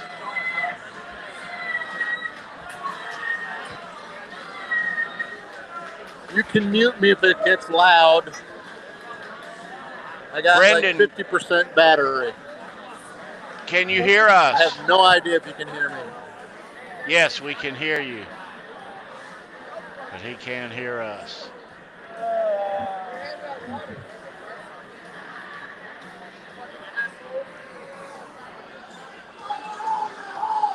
My man's right up against the stage for Dokken reuniting with George Lynch.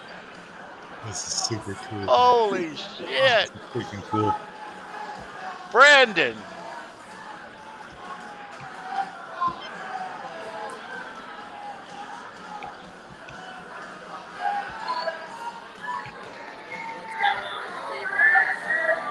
Hold your phone the other way. That's a beautiful theater.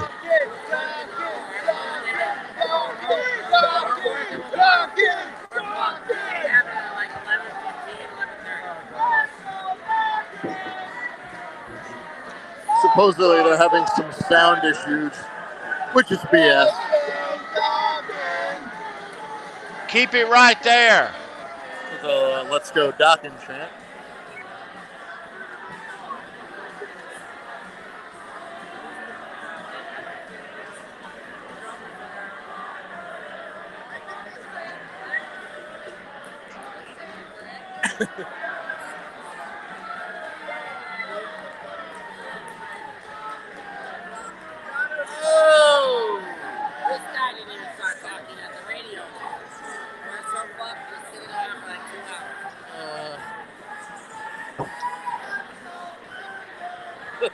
Let's go, Dokken. Come on, Dokken. Can you hear me?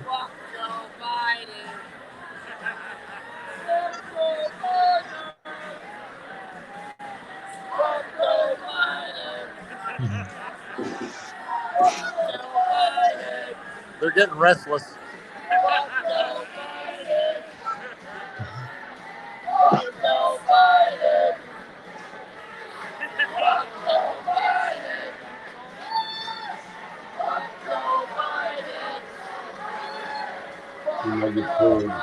I want to see the band. You might get pulled for that audio, Tony. Yeah, I'm not trying to. You might want to just mute the audio for a minute. It's up to you, but Smells like weed and pepperoni in here. Weird. That's everything you need right there, brother. Christopher Lifestyle nailed it. There's a lot of sausage in this place. Let's go Brendan and not what everyone else is saying there. Let's go our Brendan. Good one, My Christopher. goodness gracious. Brendan, can you hear us? I bet it smells like jazz cabbage. Cake, you look like David Now Lee they're handing Roth. out water. Mikey! Go!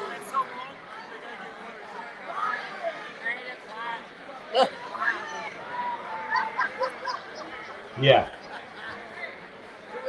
You know what, kid, to your question. That was her. She's just gone.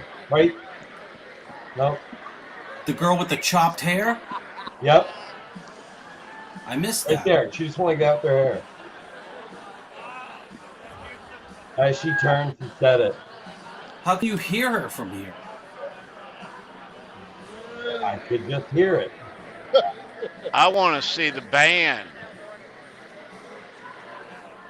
It's that certain It's not a good sign. Now they're handing out water. That Tommy, I certain love taste- girls here who for a while. swear. What? I love girls who swear.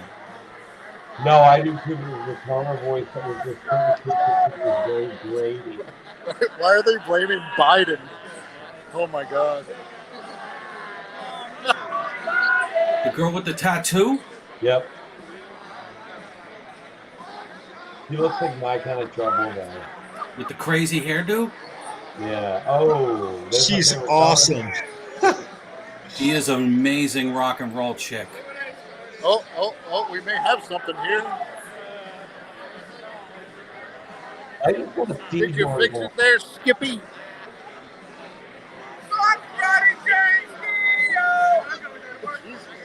What was that? Let's not get out of hand now. Alrighty then. Get teal hair. There you go. I like that teal. So that guy there He's not thought gonna that the remember band me. that played like an hour ago was Dokken. We had to tell him, no, not yet, buddy. Wow. Excellent. Excellent. You might want to censor that. What did he just say, Tommy? Watch your profanity. I wasn't even paying attention. Excuse me. Which Oh, great. Now he's got glasses. which guy? The green-haired guy? I think I see George. Oh, no, it's a woman. No, Lenny Lou, but it probably means they're going on at 11. I like the dude in the camera. This is unbelievable. With glasses. We're gonna stay live right here until Oh my they God, come Kevin on. Costner. Is it Kevin Costner? No, go the other way. Go the other way. Keep going. No, pass you the other way. Keep going left. He can't hear us. I know. I'm just saying it like you can. I love that mullet right there. Well, they must have fixed it because they're telling him to come downstairs. There's the bass player. Oh, where'd he go? Excellent.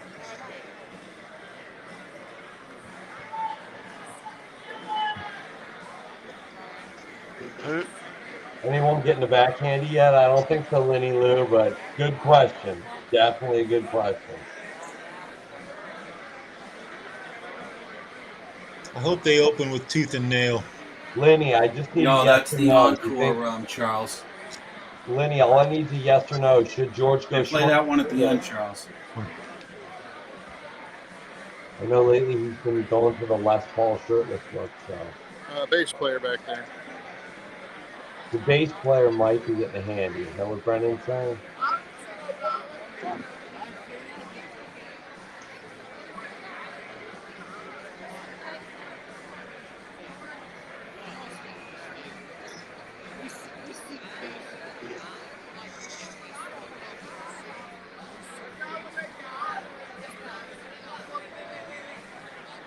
No, great. Now he's going back upstairs.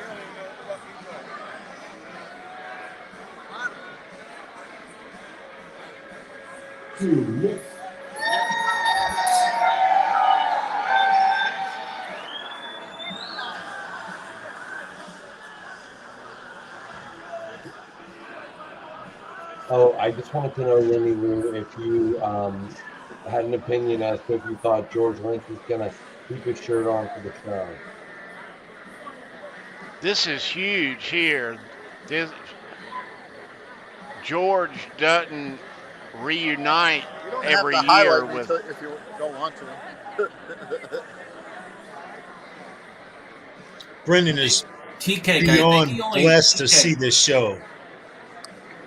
Tea-Cake, I think he only plays the last 2 or 3 songs. Who? George. They bring him out at the end. Really? Pretty sure, yeah. I heard that this was a. He's not using John Levin for most of the set. I thought this was like a Doc reunion show, This like is all George and all the stuff. Exciting. I thought that's how this was built, but I could be completely wrong. that's what I'm hearing, kid. That this is a Dokken reunion. That's what I thought too. That's what I was thinking. I don't think Mick is going to be here though. Mick's retired.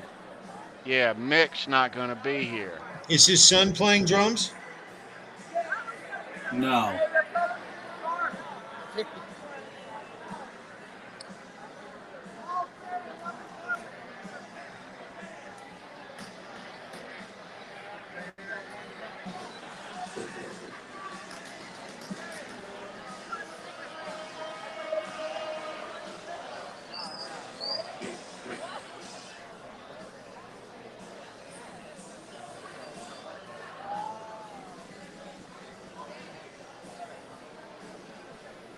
I agree though with Brendan, can you hear us? their plane probably just landed like 30 minutes ago, you know what I mean? What is she doing? Like the dude can't, you know, he's either in the band or he's the Sprayed that, dude. And she just sprayed that one too. checking the gear and Now she's got to spray it again. and she's just gonna go and slam. All right, go get him already. Come on. Okay, guys, shortly. Get her I know I done. said that before.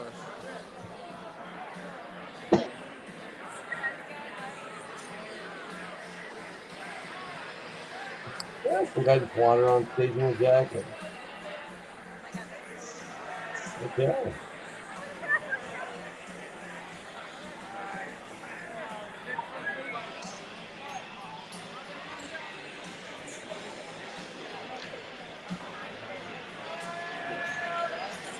Look at the giant Come down that warehouse staircase. venue.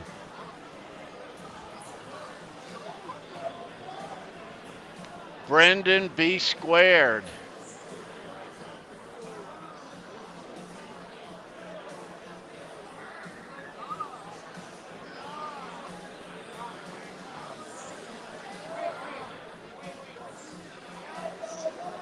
Lots of people in the jackets. That guy right there on the left. Ah, he was right there on the left. He looks like That's my Kevin buddy Mike, the Costner. bald guy. He's like a chubby Kevin Costner. What's the name of this place? The Chance in Poughkeepsie. There's a chance they might come on stage at some point tonight. That's why it's called the chance, right? You got a chance of seeing them, kids. Go to the chance. It's an absolutely legendary venue, TK. Legendary.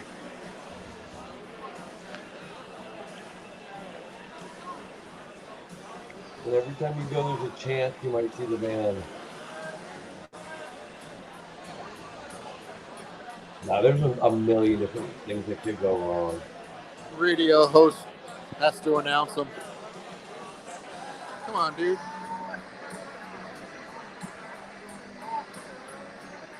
Bring it, bring it.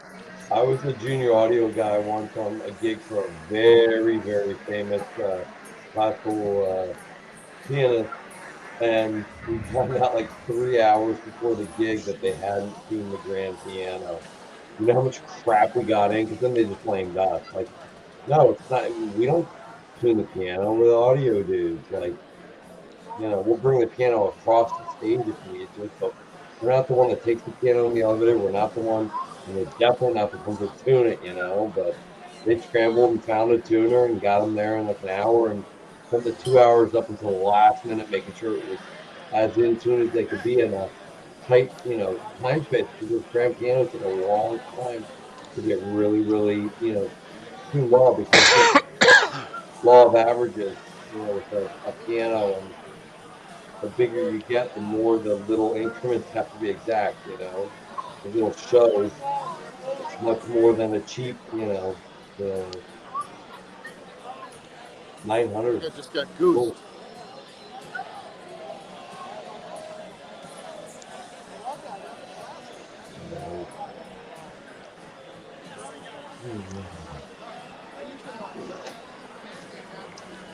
Here you're off today, Charlie.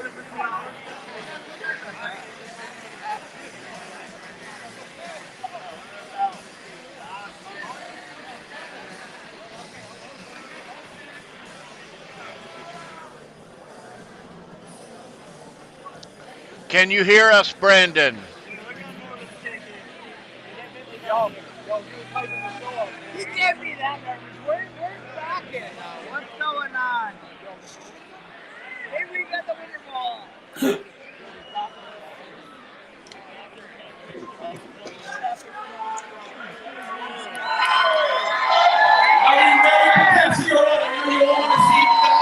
Are you ready for Poughkeepsie? Because I am. Hurry up. Fucking 1987 all over again. Been a while since I've been up here. I'm team leader for WPDH, the home of rock and roll. I am as old as that radio station, just turned 45 years old. And I'm still playing the same music, but hey, you know, people love it. Woo!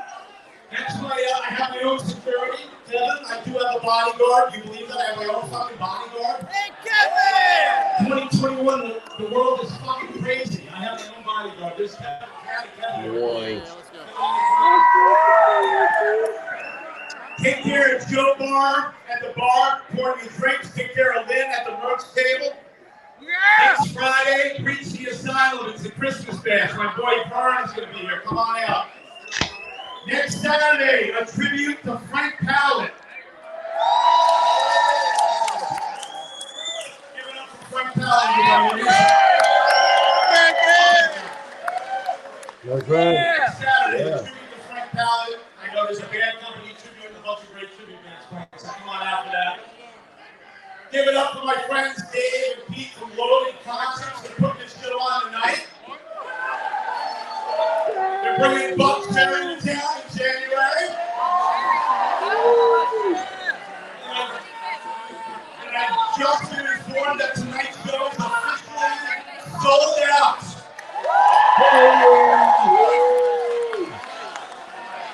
How great is that? Kevin's going to hook you up with some Buck Terry tickets right now. Nikki, do you have anything you want to say? Yeah, I'm not getting any of those. Give it up for Nikki, running the tickets. I'm not doing that. Great job. Make some fucking noise. Dokken coming up.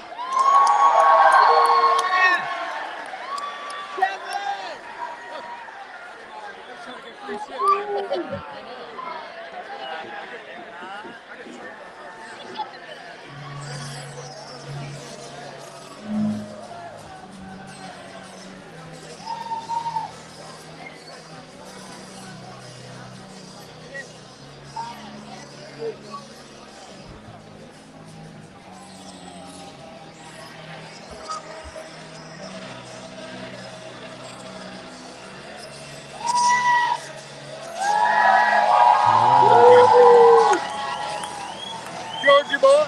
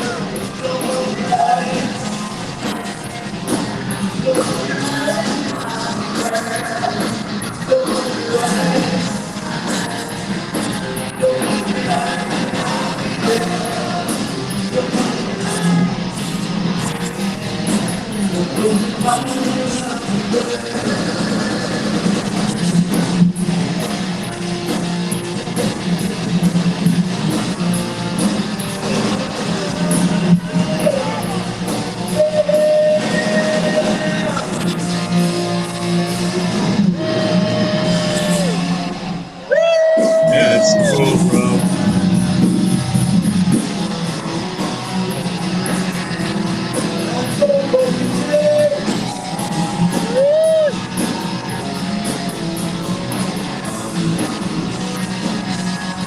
Great song.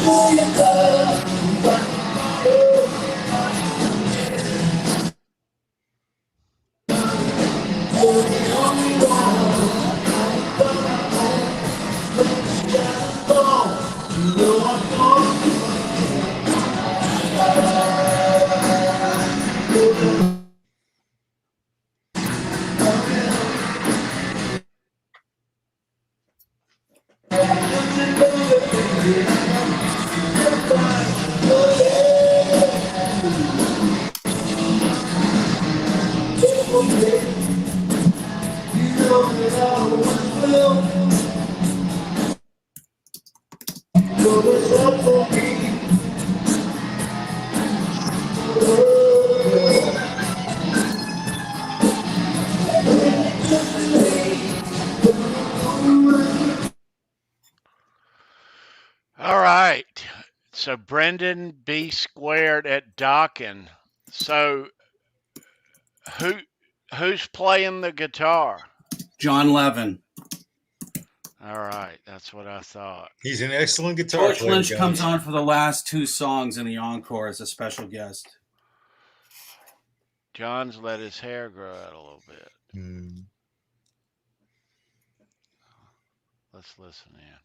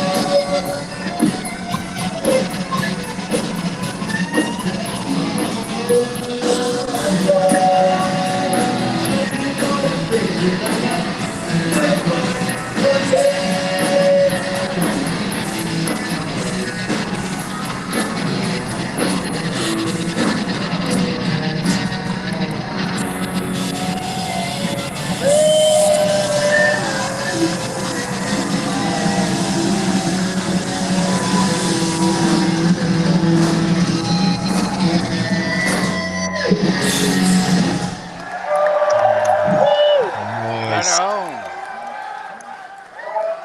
Nice. Once again, we have the right motherfucking name on this, Love it. For a long time, we've been back here. I'm glad you're here because this is our last show, our first leg of our U.S. tour. So this is it tonight. So we head on back to the West Coast for this. I got a cool song for you. We'd like to take you into the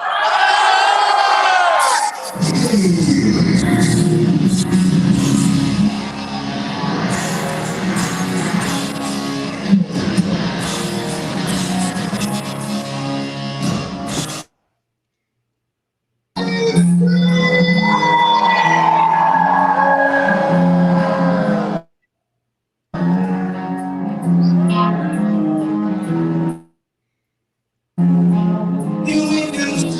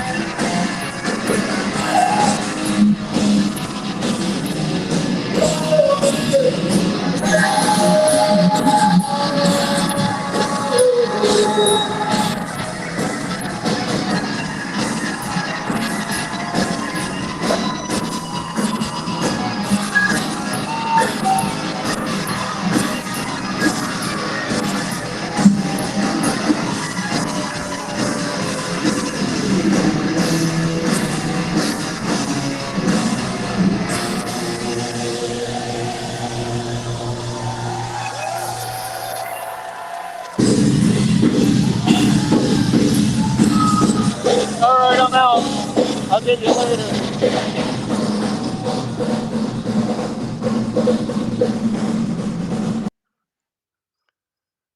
All righty. Brendan B. Squared from Dokken at the Chance Theater in It's Poughkeepsie. freaking awesome, dude. Right on, brother. Right you on. see what Christopher Live Sawa typed? He goes, "Hey man, I know the words." I know. You rock, brother. That Very was cool. awesome. That was such a treat. Super cool. So George is coming out later. Yeah. I thought he was playing the whole show. No, he just does the encore. Huh. Yeah, I thought it would be the whole show too. I did as well. Hopefully he comes back when George does play. Hopefully. That'd be nice. Yeah. But still though, George is showing up. He did say this is the last show of the tour. So yeah, good night. Oh dear Lord trivia, maybe? Oh yeah. You guys. We're still doing a show with a show. I know. That's great. And a Dokken That show. was great. Yeah. All right. So how about some Oh Dear Lord trivia for tonight? Yeah. Playing for something. His clothes are falling off over here. All right. Can't have that. You picking your butt? No, I'm not. I'm putting his clothes back on the front. But so in the butt, we'll pick the butt. That didn't sound good, did it? One of those right there. We'll pick the butt for a pick. And one of these. Sorry. Quentin James, oh dear Lord. Trivia is coming at you right now, kids. All right. Okay. So let's find it. Oh dear Lord. Trivia is coming at you now. There's an email down below. Winner's email. Email me your name and address. I'll mail you this Quentin James guitar pick out Monday morning. But here is your question for Oh Dear Lord trivia for tonight, December the 11th. Good luck, guys. And coming Yes, at good you now. What was Quentin's bird's name before Emmett and Todd? His birds now are Emmett and Todd, but what was his bird's name before these guys? Before Emmett? Anybody?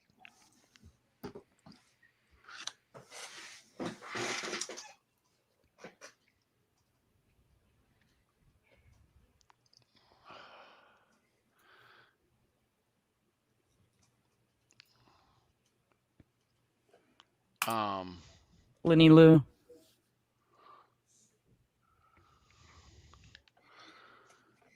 Right here. Right Yep. there. That's right exactly on. right. Congratulations, Lenny. Lenny Very Lou. cool, Lenny. You rock, Lenny. Mary too. That's so cool. Got a That's awesome. Quentin James. James, right there he is, guys. Yep, Yep. you got one coming. Quentin. And thank you, Lenny Lou, for being here, and Mary. And thanks to everybody. Thanks to Quentin I remember the weirdest shit. himself.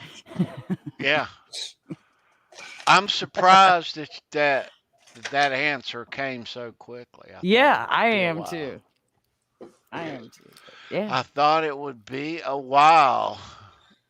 But yeah, Lenny knows it Quentin took me though. a minute to remember You know, I'm thinking, what the fuck was this birds? This is when Tony and I were thinking of the question to ask. I was like, it took me Gonna a have minute. to make them harder. Gonna have to make the Quentin questions harder. Maybe. Thank you, Quentin. You rock, Quentin. Right there, buddy. All right, Sandra, and thank you for all the motivation around here every There you week. go. Yeah, thank you. Absolutely. For sure. Yeah. Thank you. And thank the viewers. Yes. That's why I'm here. So, guys, we got one more of these things to give away next week. And will be your admittance to our... Thanks, Ed. Thanks, Joe. If you can show that. Where is that? Somewhere. There it is. Right there. Nice. One more week to give one away. So, yes, New Year's is vastly approaching. Yeah, no more guaranteed by Christmas stuff going out the door. That's for sure. I think we're past that.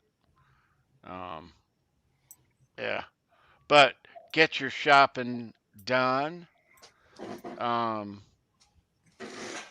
It's not that you can't get the package there by Christmas. It's just you got to pay an arm and a leg to get it there. So. Mm-hmm. And all right, kids. Oh, look at this. So look at this. The Cinderella story. So Ladies and gentlemen. we do Cinderella, and at the stroke of midnight, before we're about to bounce intro, the stroke of midnight, awesomeness appears in the form of Jon Mankuta. I was just stroking.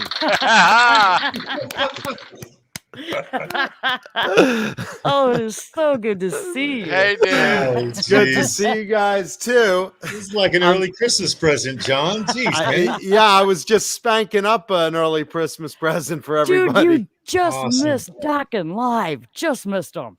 What's really funny is I turn on my computer and I see, like, on the screen, I see some band playing. I'm like, what are they showing? And I'm trying to, like, get into the green room.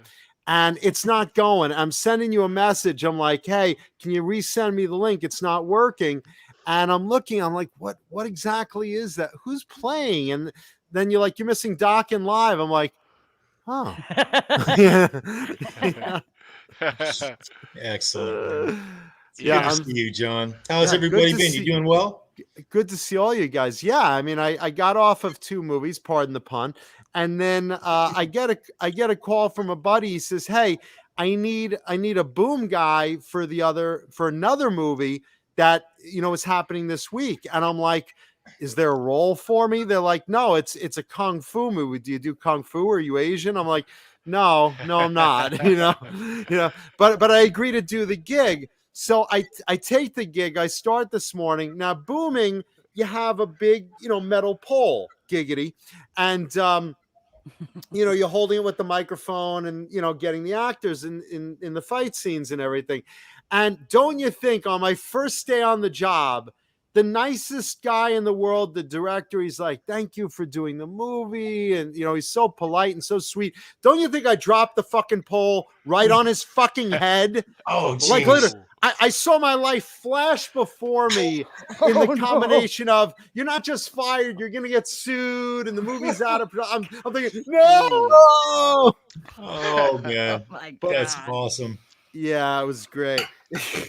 That's great, He bro. was very, very forgiving, thankfully, but it was like, at first it was like, you know, oh my God, I'm so sorry. He's like, don't do it again. Ah! And then they go to put ice on it. And I yelled to him, I'm like, I'm so sorry. It hurts.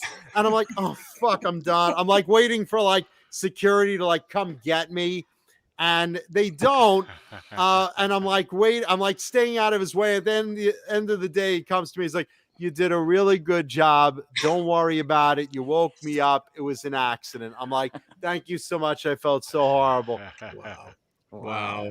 So that's how I'm doing. So good. And I drove in. I made it just in time to see you guys and everyone in the chat. Let's see. I know you guys did roll call every day, but hi everybody. Oh, John, John, Yes. you have to sing it for me. Oh God, yes. Yes. Well, I'll do the roll call. Let's see who's in the chat. Ed Dubrell, how are you? Linny Lewin, my little geriatric sex kitten Mary is right there, now pulling down her pants, knowing I'm here. Keith Campbell, Dan of New Jersey, Christopher Live, Sawa, how you doing, brother? Jeff K, Symmetry, like the spelling of that. Keith H, Jeff K, Christopher Live, Sawa. I'll repeat everyone's name again. Oh, look, Sandra Picorni. Picorni, Picorni, Picorni, me drop a pearl on your head. Long head. I'm so traumatized by this. Excellent. Right on. Absolutely excellent. All right. And let's see, of course, Master of Ceremonies, tea cake right below me. I'm kind of bouncing on your head right now. Let's see, Ben Tom, Charles Green, of course, Analog Kid, and my girl Sandra Picorni. Me love you long time. Me love you long time. And me love everyone in the chat long time. How you guys doing? Excellent, dude. Good to see you, man. Thanks Good for to see you stopping too, by, brother. dude. Yeah. No, for sure. I'm sorry I couldn't get out earlier, but good to see everyone. Yes, sir. Cinderella. So you know Tom, John, is that right? Tom, I know because I have the Pats Dogs guitar from. Did you guys talk about that commercial? No, We didn't. Not. Not I until just right watched that moment. commercial earlier. This is great. So for those that do not know this story already, Tom Kiefer and the rest of Cinderella, in their earliest incarnation, when they were kicking around Philadelphia, they basically said, oh man, I wish we could make it, like every other band trying to make it. What could we do that would increase our image? So they were always hanging out at Pat's Cheesesteaks, which is still there in Philly, had a chili dog branch as well. And they were known as Pat's Dogs. And the guys were always hanging out there and getting chili dogs after shows and stuff, 1 in the morning, 2 in the morning. So the owner says, hey, I'm thinking of doing a commercial. Could we make it a music video? We'll have you guys sing a song. You make a jingle for the store, and we'll make a little local video. And they're like, hey, wait, your local commercials, they show up on local MTV, right? Yeah, guys, we could get on MTV. So this was how it came about. So Cinderella came up with the Pat's Dogs song.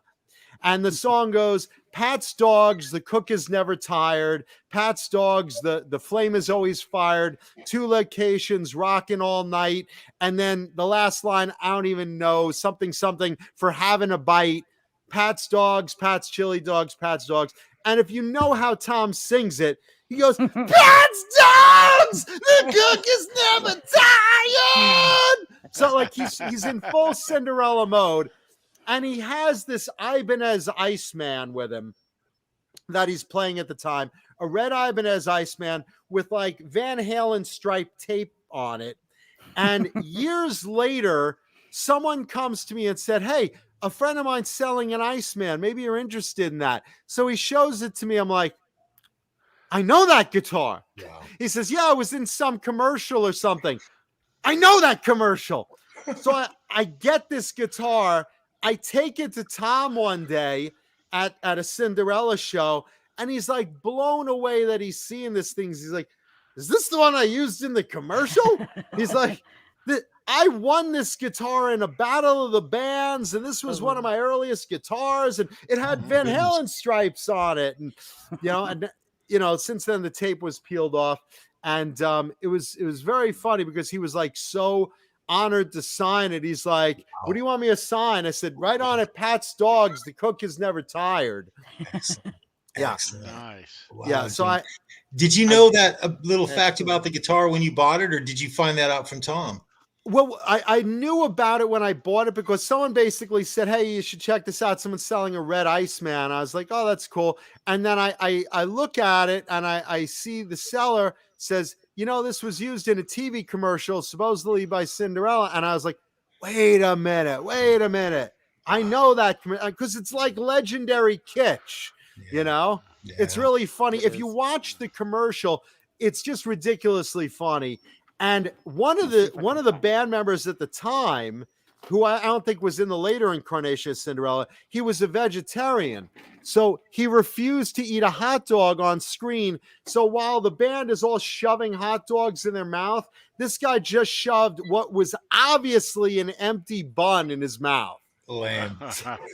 So you can watch and go look on MTV and look up Cinderella Pat's Dogs commercial or Cinderella chili dog commercial, whatever they have it under. And you'll see at one point, one of the band members is like eating an obvious empty roll, but it's really obvious. He's like, like he's deep throating the thing, It's just hilarious. That's hey, 5150 awesome. Show. How are you, man? That's awesome, John. Oh, it's great. So I have that guitar, and I bought it with that in mind, and had Tom sign it. Pat's Dogs, the cook is never tired. So that was fun. That is super cool, my man. And then I wish I had it with me. I have it at my mom's house. I have a guitar of Cinderella's, and what it was is it was a custom made gem, a Joe Dispagni gem. For those in the audience that don't know, Joe was originally the guy that made weird guitars for Steve Vai. He was Steve Vai's tech, and he owned a company called Gem Guitars, which is what Steve named the Ibanez signature line after, was Joe's company. That's where the gem comes from. Yeah. But I have one of those with the Cinderella logo, and it's got pink and blue snowflakes on it for the Long Cold Winter tour, and a lady's leg in fishnet stockings on it. You showed that on 80s guitar metal. I've seen that guitar. Talking Guitars in 80s metal. I showed it on there once. Yeah. And I've shown the Pat's Dogs guitar because that's just fun. Yep. Here's the question though: how's Mama Mankuta? Mama Kuta's doing better.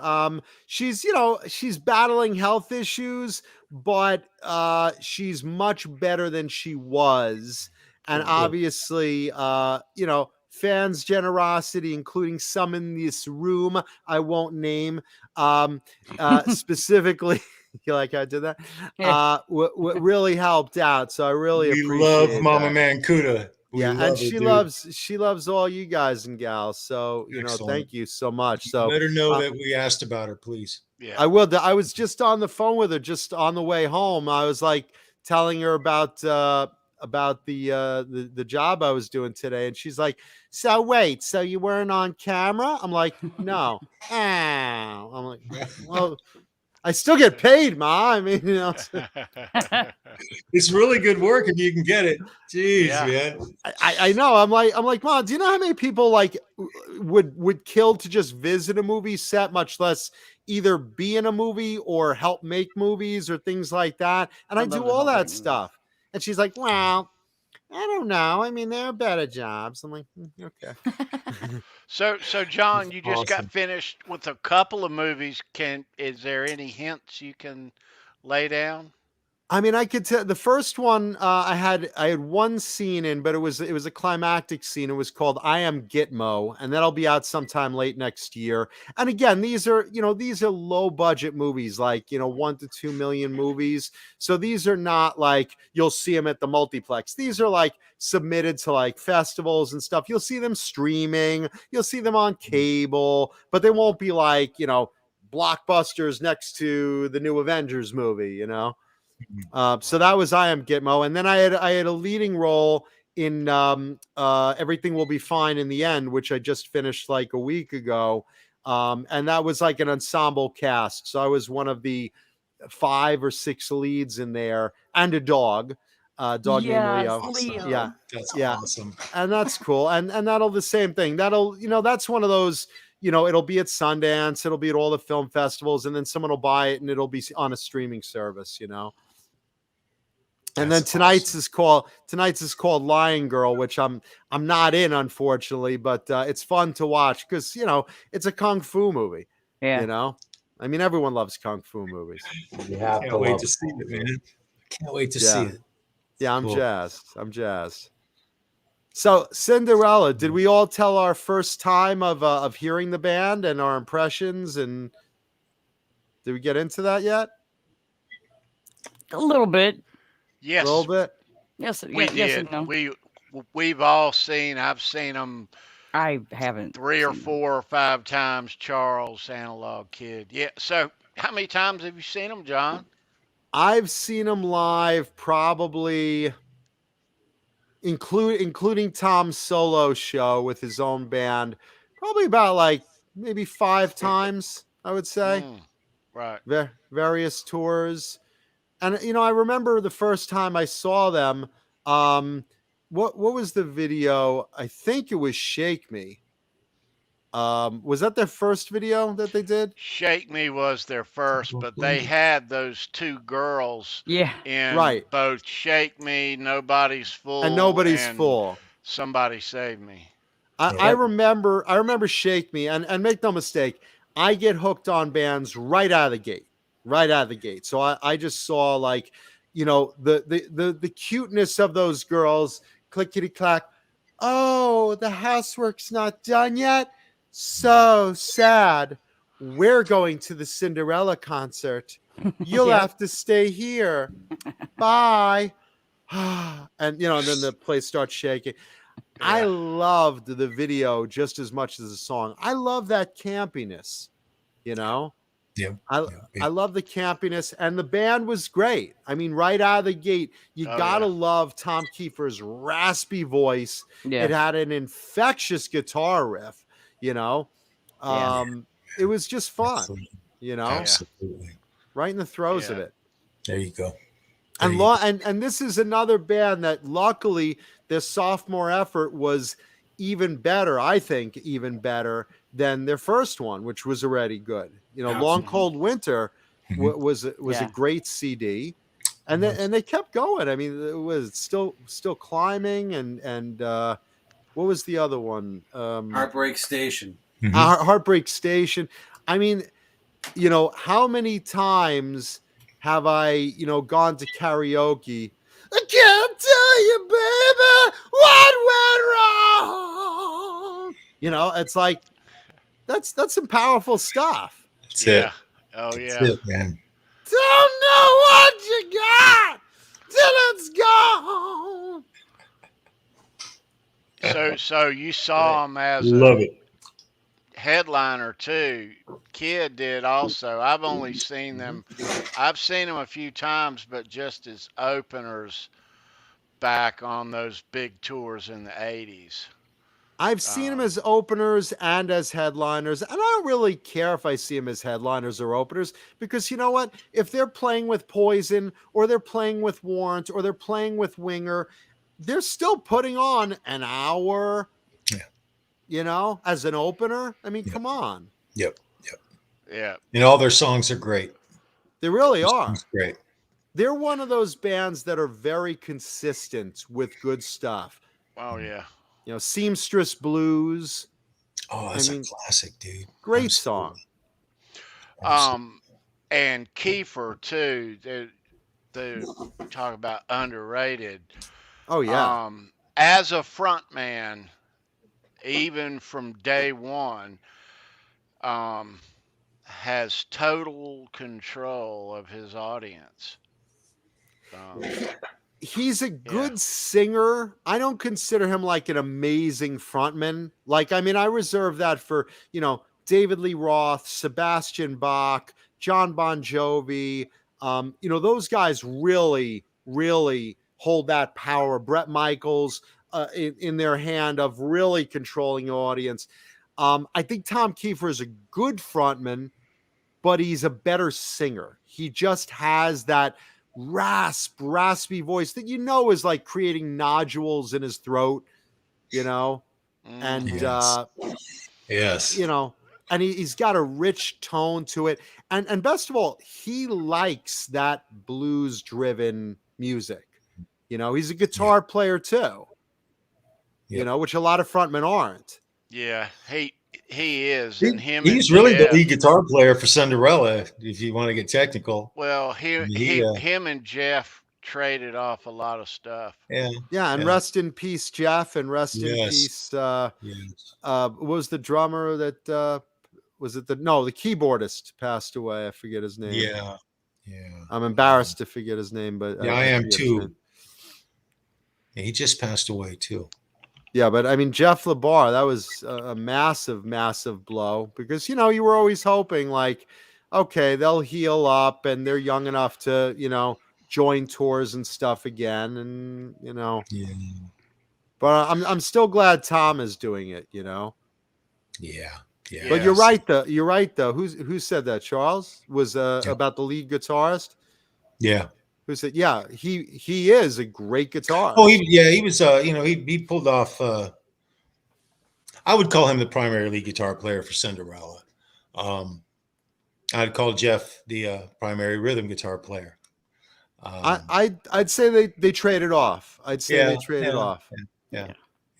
So, awesome. John, we sat and watched Dokken play for a while with Brendan B. Squared and watched John Levin play guitar. Didn't you interview him, you and Dave, a year or two back? Didn't interview John Levin. No, I've talked to him. I've met the guy. But no, Dave Nesdahl had him. Dave might have interviewed him. Dave might have interviewed you were on there that night. Not on that one. I mean, I've interviewed with Dave. I've interviewed Andy Timmons and Steve Lynch, and I think someone else. I forget who, but it wasn't. No, it wasn't John Levin. But I've spoken to John, and he's a great player. He's an underrated player because here's the thing: he can perfectly ape George Lynch. He really can, and while I've never heard his own particular stuff, he does put his own spin on it as well, especially in the solos, which, takes a lot of talent to like match wits with George Lynch in the middle of one of those songs, Yep. Wow. Remember the way Reb Beach put his own spin on Lynch's licks as well? Oh, with Dokken, absolutely. Yeah, and Whitesnake for that matter. Exactly. Yeah. While we were live, John kind of helped out. I was trying to mute it from time to time to break things up a bit. Mm-hmm. And we got a little help out of Don as well in that department. Oh, that's cool. So, I mean, I feel bad for Don. I feel bad for Don. Don's having a rough go of it between his hand injuries, his voice problems. He's trying, God bless him, I just love him, guys. It's good to see him. It's good to say. I always say this. I always say this, I hate seeing our heroes, falling apart, but we're all going to get old. I'd rather have a bad Dokken performance and get something out of it than just hear him say, I'm never playing again. You know what I'm saying? Exactly. Mm-hmm.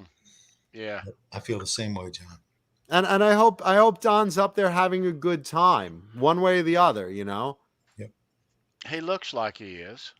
John, what's your take on Phil Collins on the current Genesis tour? I wasn't even aware. Please enlighten me real quick. He's in a chair. Oh, geez. Is he having a hard time walking or something, or he's just tired? I think he has trouble walking. He can't play drums. His kid plays drums. He just does the vocals in a chair. His kid Lily? No, his kid named Nick. He's some kid named Nick. Oh shit. Okay, no, because Lily is his daughter. What's her name? Lily Collins. She's an actress. I didn't know there was another one. So as far as what I feel about it, I mean, I feel sad, but I mean, here is one of the greats. I mean, you know, how many times have you done this? I can feel it coming in your mouth tonight. Well, maybe I sing the lyrics. I put my own spin on the lyrics, but you all know that song. You all know that song, you know? And I mean, we all love, you know, Phil Collins. I mean, that's all I could say about that. He can still sing. He can still sing sitting in that chair. His voice is still pretty. So his voice is still rich tone? Yeah. Yeah. I mean, he's aged, but he can still sing. Yeah, he's not very mobile these days. Honestly, I'd love to get a chair for Mick Mars. That poor guy standing up for 2 hours. Yeah. With his back situation, his back, you know, his spine is fusing, and we were talking about that last week. Degenerative disease. Yeah. So I don't mind. Listen, I don't mind if someone's sitting down and entertaining me. That's right. I mean, you guys are sitting down and we're entertaining an audience, or at least you guys Grohl are. and Axl Rose did it. Well, if you go, I mean, like you say, John, you go to classical or a jazz gig, you're sitting down the whole time. You're expected to sit. That's true. Why is it? And the artists are all. I mean, you see like a jazz. Go see the Boston Pops Orchestra. They're all sitting. 60 of them. You lazy fucks. Like the giant jazz box, like running around. Like, no, he's like perfectly still. But you got, you know, there's something about when you're in heavy metal, you can't sit down. You gotta make sure the audience is there. Everyone on the left side, you run into the left side of the stage. How y'all doing tonight? And then on the right side, how are you all doing tonight? How are we doing in the center and up there? Can you guys hear me? Okay. You know, you're running around, you're sliding down poles and running up ramps. And you know, when you get to be, I don't know, 60, 70, whatever they are nowadays, they're like, what the fuck am I doing?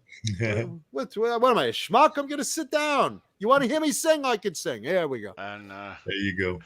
Some age nicely and some don't. I was watching just the other day, I was watching one of these COVID lockdown videos. A lot of bands have done it, but the Go-Go's did a remake of We Got the Beat, and they recorded their own parts, but gosh, they have not aged nicely.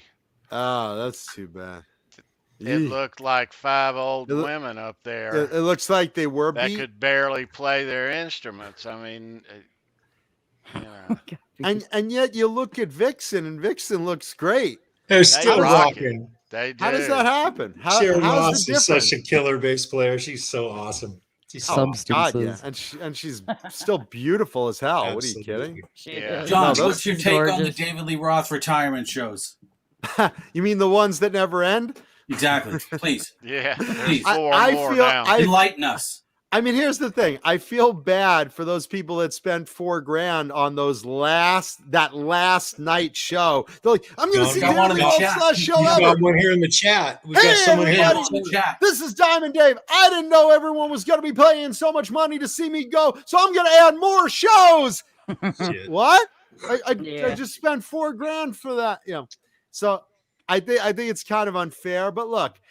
Here's the thing. Dave obviously is not doing well vocally. He wants to retire with some class and dignity. God bless him. I just thought it was very funny that he added a couple more last shows, and people that like paid so much money for that very last show are just holding the bag, you know? Yeah, if he'd have added those um, shows and put them before the last one, that would have been something. Packing shows before it, but our Yeah, yeah, friend yeah. Keith Campbell unfortunate. Yeah. has has seats for the last what was The last the Roth last show. show. Yes, How much did he pay? I'm afraid to ask. I don't know. Keith. I don't think any of them were that cheap. I think Keith got them right when they went on sale, though. Yeah. It still sucks no matter what you paid because you just feel duped. Like, Yeah, Yeah. exactly. It's like those that like spent so much money for Motley Crue's very last show. Yep. Eeh. Well, then again, let's see him make the tour. John, the Who retired in '82, just so you know. Yeah, and they did it with class, right? No, they did 20 more years or 30 years More now. years. Yeah, no, done they 30 years retired. now. They never played again after that. Never. Just Never. 30 more years. It's like- 31-year reunion tour. Or Kiss, who retired in 2000 and we're in 2022, 22 years later. if you think for a second, Paul. Okay, here. Hi, this is Paul Stanley, and we're gonna play our very last show just shy of our 50th anniversary, but we're absolutely not gonna play ever again after that. If you think, by the way, that Paul is telling the truth there and not gonna do something for Kiss's anniversary for the merch alone that says 50 on it, you're out of your mind. Guaranteed. Out of your mind. Yep. Yeah. Yep. And Ed in the chat brings up Lita Ford. Lita Ford also aged really, really well. Yeah. She He's looks beautiful. great. Oh, yeah. He's gorgeous. Great. And I've seen her Lita's- like this close. So she looks that good, really. Lita's been doing shows with Vixen here lately. And not just doing shows, kicking ass. That woman is the queen of metal, and she just holds no bars. I mean, she's coming on with a double neck bitch and running around and beating the shit out of that. And, Yeah, they're not light. no, they're not light. And Lita's a tough girl, Those man. things God are heavy bless as her. hell. She rocks on top of rocks. John, I know you guys touch on Ozzy a lot, you and Paulie on your show. Every show's the Ozzy Osbourne. Everybody, Ozzy Osbourne. I keep hearing about, a couple albums ready to go, and I don't think he's going back out though. Here's the thing. He says he wants to. And I do believe he wants to. But I think Sharon is like holding that leash very tightly along with a doctor who basically is saying, he's not going to go, right? Oh, no. He's going to keep making music, but he's not going to go out. Don't tell him now. I think he thinks that he's going to go out. He's not going to go out. He can't go out. I mean, God bless him if he does, but I'm worried about his health. Yeah. He is, however, very active in the studio, and his new album supposedly is, pretty much or mostly done, or is it ready to go? I haven't checked the last few weeks, but I know he was collaborating with a lot of people on it, and he's very excited about it. God bless him.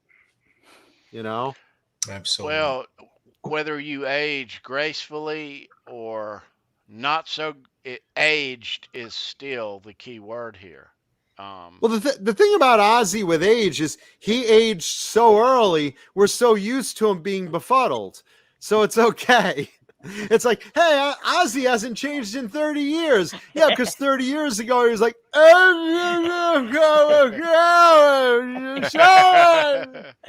so we're kind of used to that. So it's all good. Yeah. And God bless him. He can still make great music in the sound booth. In the sound booth, sit him down, and the guy can still belt out songs and write songs, and God bless him. That last album was terrific. Yeah.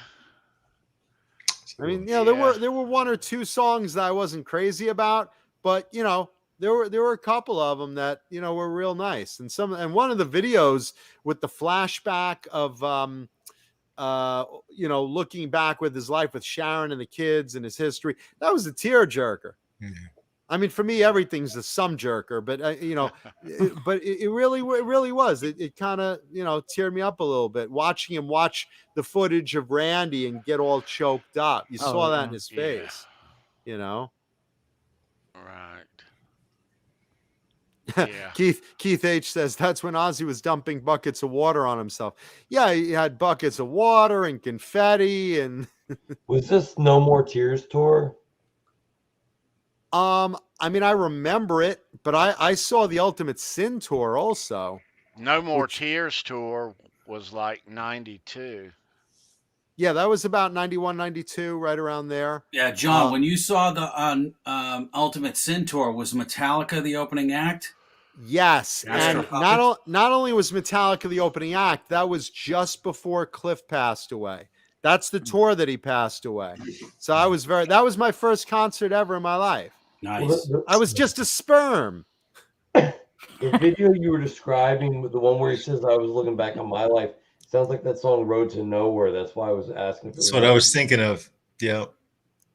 Road to Nowhere, that for the video? Yeah. I think the video was for Ordinary Man. Okay. That's a different album then, yeah. Did you see Ultimate Sin at the Brendan Byrne Arena or Nassau Coliseum? Nassau Coliseum. Nice. Because I'm from New York. I'm a Long Island. I know that. Originally. That's why I asked. Yeah, and it was. I'm so blessed to have seen Metallica with Cliff, because I mean, you know, he really was just, you know, just such a lifeblood of the party there, you know. Well, he's history from the very beginning. Yeah. He's implanted in that band, and he's just there. You being a kid at the time, during the break from Metallica, did you feel like the tide was changing? Could you feel that, or has since history written it that way? You mean like when you say during the break, you mean after Metallica finishing their set, before Ozzy went on?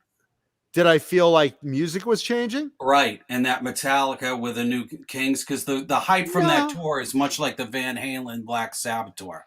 That Metallica was now the thing. No, I didn't get that type of change, because we were like in the thick of the hair metal days, and I just consider them just another heavier band. I was like, they have long hair, they're not glammy, but neither was Tesla, and you know, they're playing great music. And it's just a heavier, chunkier guitar. But you also had Megadeth at that time, you know, and you had Exodus, and you know, and I was used to the thrash guys. I kind of listened to them all. Anyone that was like long hair and playing a guitar, I was into. Sure, you were heavier than you, and you were a little glammier than you, but it was all metal to me, you know. So I didn't feel that kind of change. Where a lot of people felt change was Metallica's transition into the Black Album, and I loved it, and I still love it, and I love their older stuff too. After that, not as good stuff for me, at least, but you know, I mean, there was some stuff on Load and you know whatnot, but not as good as the first 5-6 albums, you know.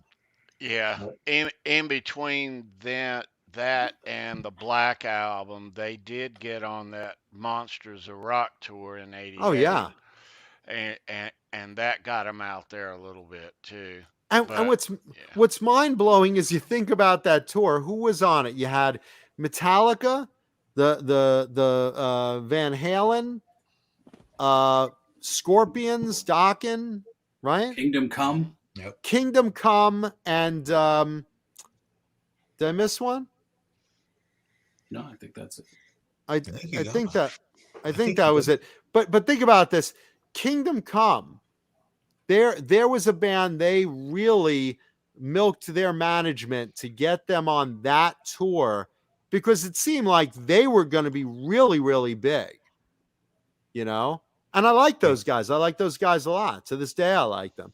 But think about, as history has it, Dokken obviously made a big mark. Metallica, I mean, way, way up at the top. Van Halen, of course, way up at the top. And Scorpions, I mean, they're 50 years legendary, or plus 50 plus years legendary. And then you got Kingdom Come, which is like the redheaded stepchild in retrospect of that tour. Yeah. Yep. But hey, it was a good tour. It was. I Wonderful tour. drove a little ways just to watch it in '88. So, yeah. No, I that had was a I had an prime tour. '87 IROC Z, and we got As- personalized plates for it that said "Get it on." What? That's wow! how I much wish we I like wish that I knew band, Sandra Kingdom back Come. then. I had a blue IROC. I like that band. I thought they were great. I like them. I told you, I mentioned it on our show that I ran into the guitarist at a chili cook-off in in Malibu over the summer. The Malibu chili cook-off, and the guy sees me. The guy in line, he had long hair. He was kind of a rocker-looking guy, and he turns around and he says, "Man, that is a cool fucking scarf." And guess which one I was wearing? And I said, "Thanks, man." He's like, "You a rocker?" I said, yeah. "Are you a rocker?" He's like, yeah, I'm in a band. I said, "Oh, what band?" He's like, "Kingdom Come." I said, "Oh, I love you guys." And and I said, I do a show called Talking Guitars and 80s Metal Live. And he's like, "I never heard it." Yeah. No, but he was real nice about it. We were watching clips of it while we were eating chili. And he's a very, very cool guy. Oh, that's excellent. Yeah, and it's nice to know, like, he came back in the band and they're still going on, and Very Keith nice. Campbell, Long Island. Let's see. Yeah, Saint Anger, Ed Dubrell. Saint Anger was not good at all, in your opinion. It was not good in my opinion as well. Easy, Ed. Easy now. I'm a Duke fan. I live in Durham. Kingdom Go Come Devils. like Christian Leighton in the But dream. that was not a good Metallica Oh. album. I got to agree with him. Oh man. The Christian Leitner of the dream. Oh. Good reference. Oh. Very good Ouch. Ouch. Right in the. Christopher Live Sawa says we had 30 kick-ass bands to slide in the cassette player in 1988. It was unreal. Yeah, just out of the blue, they just kept coming and coming and coming. It was like Ron Jeremy on a porn set. It just kept coming and coming and coming. No, I've told this story before too. I used to go weekly to the dealer, the music dealer in a flea market, and every week he'd have all this stuff set aside for me. He's like, "Here, John, here's what came out this week." And he'd have a pile of cassettes or later CDs for me. And I'd look, I'd be like, "Well, this looks metal. This looks metal. This looks metal." Debbie Gibson. "This looks metal. This looks metal." Alicia. "This looks metal. I'll take Alicia too." Okay. And I just would try out most things just because I didn't want to miss any cool new bands. Sure. So I was like right on top of it. And then you start buying these little suitcases for your car, that you put like 100 cassettes in or something, flip it over as 50 and flip it over as 50. And you suddenly have a cassette suitcase in your car, You've done that. Yeah. And in 1 year it filled up, Yeah, easy. right? Because listen, if you're in the management, you're in Warner Brothers, and you're like, "Wow, Bon Jovi just sold a jillion albums. Guns N' Roses just sold a jillion albums. What other long hair bands that play guitar with a glammy image do we have?" And everyone on Sunset Strip, "You've got a deal, and you've got a deal, and you've got a deal." It was like Oprah Winfrey. "You have a deal, and you get a deal," and everyone was getting signed. Yeah, it's crazy. I loved it though. Outstanding, brother. Because most albums I found something good on just about most of them, Yeah. Even if it was like just one song, I was happy. It's worth my, whatever, $9.99. A lot of good music in '88. Chris is absolutely right. Goodness. Oh, God, yeah. A Oh, lot. yeah. Yeah. You mentioned Bon Jovi in that I don't know if it was the second or the third Cinderella music video where they have the two girls in all of them. Oh, fuck. I'm sorry. There is something in my fucking Bang energy drink. The You but rhino. at the end of the music video, those two girls walk out the backstage door, and Tom and Eric, Fred, and Jeff are out there, and the girls are like, "Oh, there they are!" And they think they're coming to them, and they run past them, and they look back, and it's John Bon Jovi and Richie Sambora. I remember that. Well, you That know was what it good. I is. remember it too. Tom Kiefer was part of that Jersey syndicate. You know, these were guys that were all friends. Bon Jovi, the guys in Skid Row, Cinderella, these guys were all friends, you know, over there. And they basically said they're going to back up. You know, if I succeed, I'm going to get you on a tour. If I succeed, I'm going to get you on an album. I'm going to get you a deal. They all said to each other, we're going to help each other out. Bon Jovi was the first to hit. He's friends with Dave Sabo. He gets Skid Row a deal.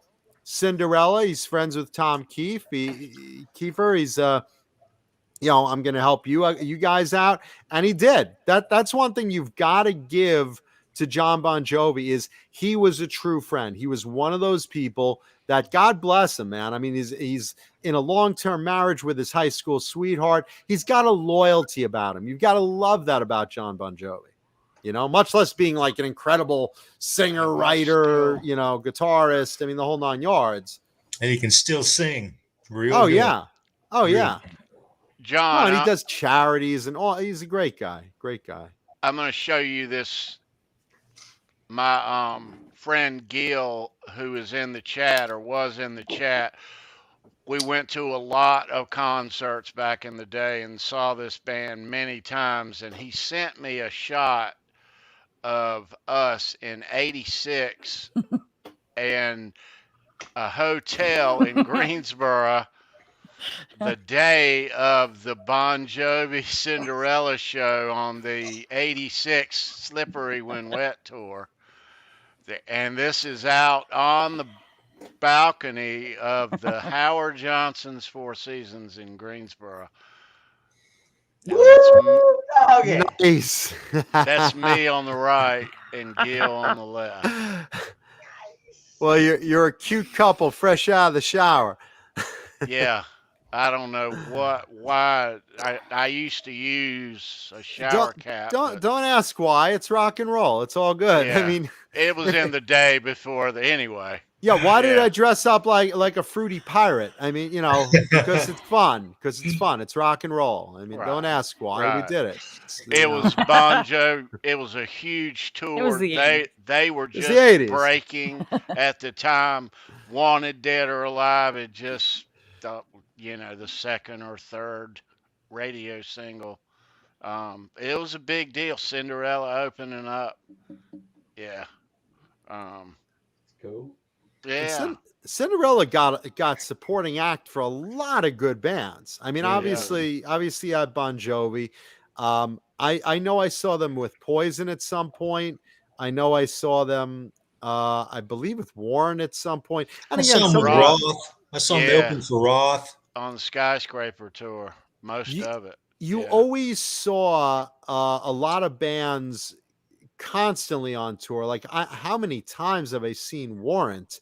How many times have I seen Winger? I mean, they just always kept coming back on tours. God bless them. And, you know, Cinderella also did a lot of team ups, you know, in club tours, in arena tours. I love those double and triple bills that they would hop onto, you know? Yeah. Tesla. I mean, God bless last them. time I saw him was with Winger and Bullet Boys in '89. Well, great triple second bill. to the last time I saw him. Yeah. Great triple bill. Yeah, why not? I mean, you know, look, when you're all in the genres, and this is why, and no disrespect to Joan Jett, but this is why I was surprised that Joan Jett got that opening slot in the stadium tour. Yeah, Yeah. I'm. I I mean, was too. Very she's surprised. great. She's a hard rocking woman. She's a great player. She's a great singer, great writer. I love her work. With that said, I just think there were bands that were more of the genre than her. I didn't look at her as like, in that glam metal band. I would have, I would have Right. I chosen think that. Warrant or Winger or, I'd Fast have Right. expected to Pussycat. see Lita Ford before I saw Joan Oh, Jett. on that God, lineup. yeah. She's another Yeah. one that's aged well, Joan Jett. She really still has. gorgeous, She yeah. really has. I Oh, think and her Joan band's still Jett. killer. She's still I rocking think Joan real Jett's good. a little better of a comparison too than Christian Leitner. So. Well, I think Lita's a more fair comparison.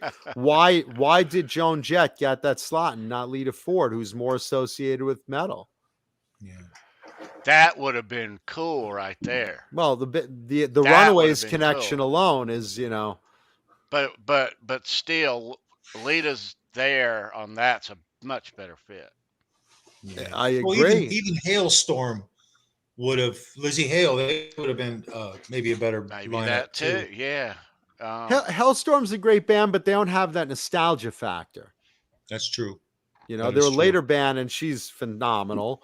But I would have gone with like a typical '80s, Winger. I mean, look, if you wanted to choose specifically someone more in that genre, you would have gone with Lita Ford. I mean, look, honestly, and again, nothing against Joan Jett. I would have sooner seen Sandy Saraya with Saraya in that slot. Not that they were big enough to fill it, but I'm just saying, genre-wise, I mean, she at least had a duet with Kip Winger. Yeah. So what's wrong with John, Vixen? Yeah. That was the other band. Vixen could have come in there easily. Easily. Fits smooth as glass. And they're a tight band. Mm-hmm. So, and they fit that proper genre. Go ahead, Tom. Do you think that this Motley big stadium tour is over? I get asked this almost daily. I mean, look, here's the thing. Def Leppard is sharp as can be. They're so on point and so tight as a band. They do no wrong. Poison is right on target. They're toned and ready to go. I haven't seen her, but I assume Joan Jett is in good shape or getting in good shape. And then there's Vince. And I don't say Motley, I say Vince, because I'm sure Tommy's ready to go. I'm sure Nikki, who's always very professional, is ready to go. Mick is the biggest trooper in metal. So he'll fucking stand in the middle of a tornado, hunched over, and just start doing solos. And then you got Vince. Vince just puts on a show, his solo shows, like he just doesn't care. And they're the linchpin of this fucking tour. But there is something's missing here. There's a missing piece that we don't know about, because a lot of these acts are already back out there working. Yeah. And so where is this tour? Well, it's supposed to start in the summer. To my understanding, now it's in the summer of this coming summer. Make no mistake, I would not be shocked if Vince just kept the way he is and he started off the tour, if they got to that level, at the position he's in now, which is terrible, and seeing Def Leppard and Poison break off into their own tour. Because honestly, if I was in those bands, that's what I would have done. I would not have been playing this game with Motley Crue. I understand, the factor with the pandemic, delaying things, that's one thing. But when you're seeing Vince Neil performing solo shows with his band, and he can't remember lyrics, and he can't hold a note, and he's not trying, and he's overweight, and he's just, leaving the stage, or falling off the stage. What the fuck? You are not ready for a full-fledged stadium tour that people paid a huge amount for tickets for. Yeah. So I would not be, my basic answer is, I hope things shape up and I hope it goes on without a hitch. My feeling is I have a feeling that someone somewhere will just basically pull Motley Crue out of there and either do a Poison Def Leppard tour or just start doing refunds. I hope I'm wrong. I hope it goes on and Vince is in shape. I don't hope it goes on with Vince doing what he does now, because I don't know how the other bands would stand it. Well, plus too, Vince aside, Mick was barely able to do this 2 years ago. So now we're talking a pretty good bit of time. And what is his health like? I'm sure it's not good, but Yeah. knowing Mick Mars and how tough he should be, or how tough he is, I would not be surprised. I mean, obviously, he's not going to move. He's going to stand in one spot. Even if he got a chair, I would not be surprised nor insulted by it. I would be happy, but I know his heart would be in it. I know he would be trying. Yeah, Hunched sure. over and fused and in pain. He's always been trying. Yeah. Vince looks like he's just taking the money and run. And that, as a fan, is insulting. It really is. So Yeah. I hope it straightens out and goes through as planned. I have a feeling that it's possible they'll try to go through. Vince will be a fuck up and bands will leave early or cancel shows or something will happen. I don't know. I don't have a good feeling about this tour at this point, with Motley Crue at least. Or Vince will just walk off stage like he did this last time. I mean, that was just ridiculous. Sorry, guys. Yeah, my voice is blowing out. I'm sorry, I can't. And he walks off. What the fuck? Yeah. And how do you not know the lyrics of songs you sung for 40 years? Yeah. And wrote. Holy shit, dude. You penned. They have teleprompters now. I got a feeling there's going to be hitches. Yeah, right. What do you think? What do you go around the table here? What do you guys think is going to happen? I said it, John. He's got something else going on. Last. There's something else going on with Vince. Other than just being overweight, he's very short of breath. It's more than an out of shape thing at this point. You're right. He can't remember lyrics. The songs he's been singing for 40 years. Years of substance abuse. Sandra, do you think it's long-term effects of substance abuse, or do you think he's just getting older, or do you think he doesn't care? Everything you just said. Yes. Yes. Yes. Everything you just said. Yeah. I think it's a little bit of everything that you just said. I think it's long, many, many years of substance abuse. And he's out of shape. And that goes with, the drugs and the alcohol and whatever else he was doing. And and you get, you have enough of that. You get that attitude where you don't give a fuck. I mean, look at him. He doesn't give a fuck about himself. He's not going to give a fuck about his music or the fans or anything else. I mean, I agree with that. I expected him to drop 30 or 40 pounds last year, like he always does when he's getting ready for a prize fight. And this is the first time in their history that he's not showed up for the fight. Yeah. This is it right here. I agree. In the last year, he's dropping the ball and he's doing it in a way that he's never done it before. He should have at least dropped the weight. I don't expect his voice to be great. He can't sing that good anymore. He was never a great He could singer. show up and he could. No, he was a presence. He was a He presence. was a good frontman. He was a good entertainer. A la David Lee Roth. He was not a good singer. He was a good frontman. Well, he completed their sound. He completed that sound, that $1 million sound. Say what you will about his vocals. He made that sound that Motley Crue we know. Yeah.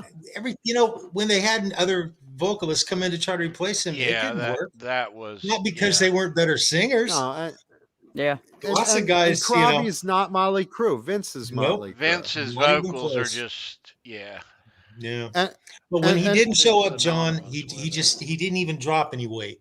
It was like maybe he knew something. Maybe he knew it wasn't going to happen. I was wondering if maybe was in such bad shape that he said in his back of his mind, it's just not going to happen. So I just don't need to even worry about it. I don't think he didn't think it's going to happen, because then he's got to give back money. That's true. I think he just has a I don't give a shit attitude. I've made it already. I've done my dues. I've gotten my check, and I'm going to ride this wave. And if people get pissed at me, fuck them. I think that's basically it, because you know what? During the pandemic, I was a fat fuck. And when I found out I was filming, I went and did what I do when I find out I'm filming. I lost a fucking bunch of weight. Did you stop the kernels? No.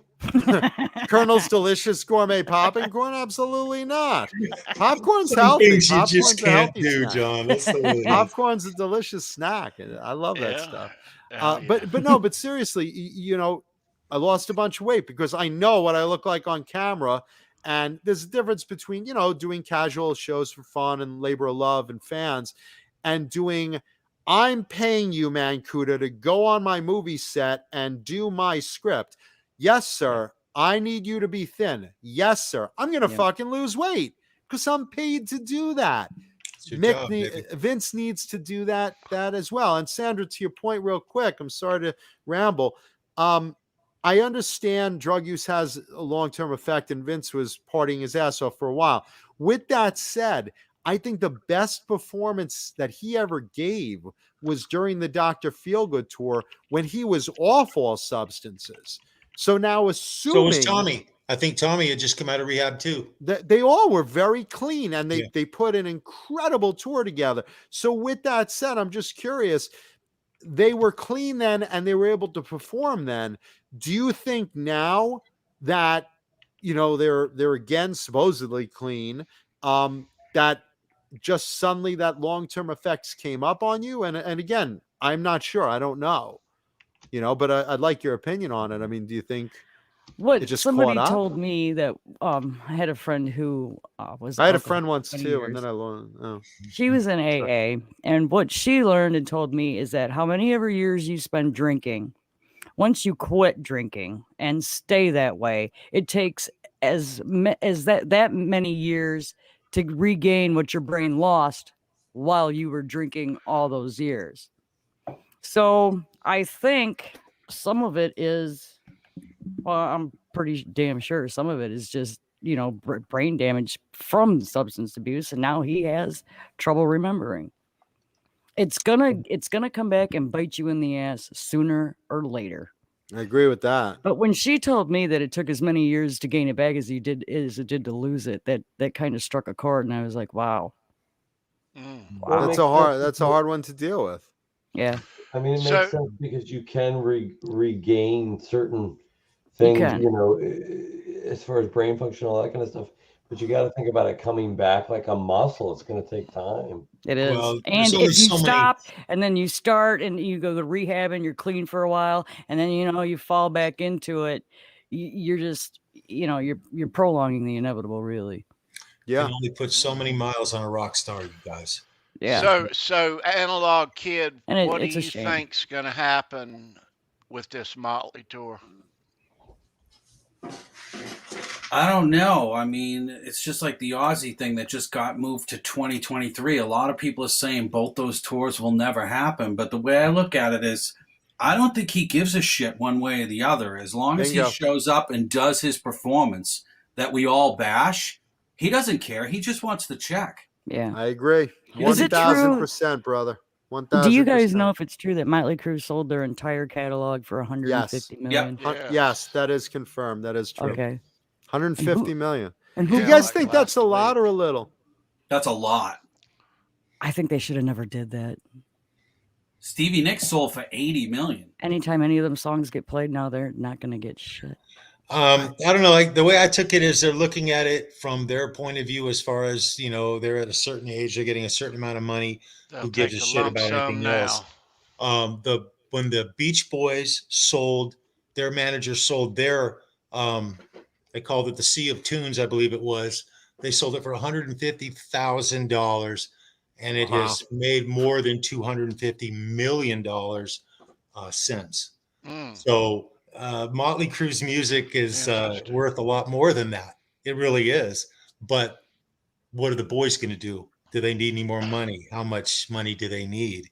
I think think that's they need where to that's where it now, lands. you Is know. how A much more hundred do you and how spend while many you're alive? million? 150. 150. And Yeah. I'm going to assume because they've done this before in the past that they're going to split it 4 ways. Right. Because they're that type of band. Even though Nikki, wrote most of the stuff, I believe they're going to split it 4 ways. So, you're talking what, 35, about 37 million a piece, approximately. Something like that. Yeah, 37.5. Yeah. So, Well, I mean, it doesn't suck. it's But you know done, what's it's funny? done. How many marketable songs do they have? I mean, I was counting this on Tuesday's show. I mean, I obviously Kickstart My Heart, I constantly see in merchandising, in movie promos, in commercials, car commercials. I always see Kickstart My Heart. I could Home Sweet see Home. Home Sweet Home and Girls, Girls, Girls, I Mhm. could see are the 3 that I always imagine. But you're not going to see a lot of Shout at the Devil or, You're All I Need, where he kills his girlfriend. How many marketable songs are they really paying for? I think though, if you use one of those 3 big ones in a big enough movie, it might pay for a big portion of it right there. You know what I mean? I mean, think about it. I don't see that. If you get it in one big movie that's playing in every theater in America, you don't think You're paying a usage right for a song, but I mean, it doesn't really generate a lot of revenue that way. Commercials generate revenue, and again, you get, revenue to be used in a movie, but you won't make back like a massive chunk of that 150 million. or any of those ones that are heavy rotations for TV commercials or supermarket or anything. See, but that's what I'm saying. Commercials I could see to a point. Yeah. But, I'm just wondering, like what's the validity of I would be curious. I'm sure they put that money up because the numbers looked right. I don't think, I'm sure they had serious accountants looking at Oh it. yeah. In No, fact, listen, there was a room, a big crowd of Jews. I mean, it was like going into Morty's Deli. I assure you, those were my people there. They were all sitting there with the little things, the little visors, and an abacus and an adding machine and clicking. And I think this is bye Motley Crue, and I don't know how they recoup it. Stevie sold her catalog for 80, and what did we find out Dylan got his for? Because 150 sounds high for Motley Crue. What did Dylan there's sell not much his you can for? do with that. What did Bob Dylan sell his for? I'd love to know. It's out there. He sold the same day Stevie did. And last October. I'll find out. So Stevie Nicks was recent for 80. Oh, yeah. Her and Dylan sold the same day. But that's just her solo stuff, right? Nothing exactly. With, doesn't include nothing with Fleetwood. Okay. But again, even though I love her, there's only, like you said, John, less than 5 that you're going to be able to do anything with. And that's the way I look at it. The rest of it is all 300 million. I'm thinking 300 for what, Dylan? Dylan sold his entire catalog for 300 million. And that I could see. That the sale transferred all royalty and management rights covering is worth half Dylan Penn's songs to Universal Music Publishing. Here's what I'm thinking. Go ahead, Tony. No, you tell me.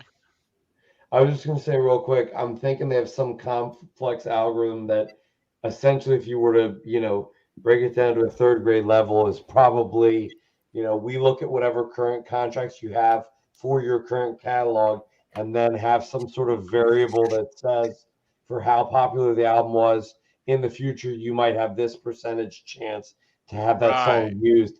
And that probably gives them an exact dollar amount. And that's what they offer. You know what I mean? Right. That was the question I was going to ask all of you guys. It seems like it's become very popular. Many artists are selling off their I think the company's playing the long game though, Well, the companies have a reason to play the long game. They're a company.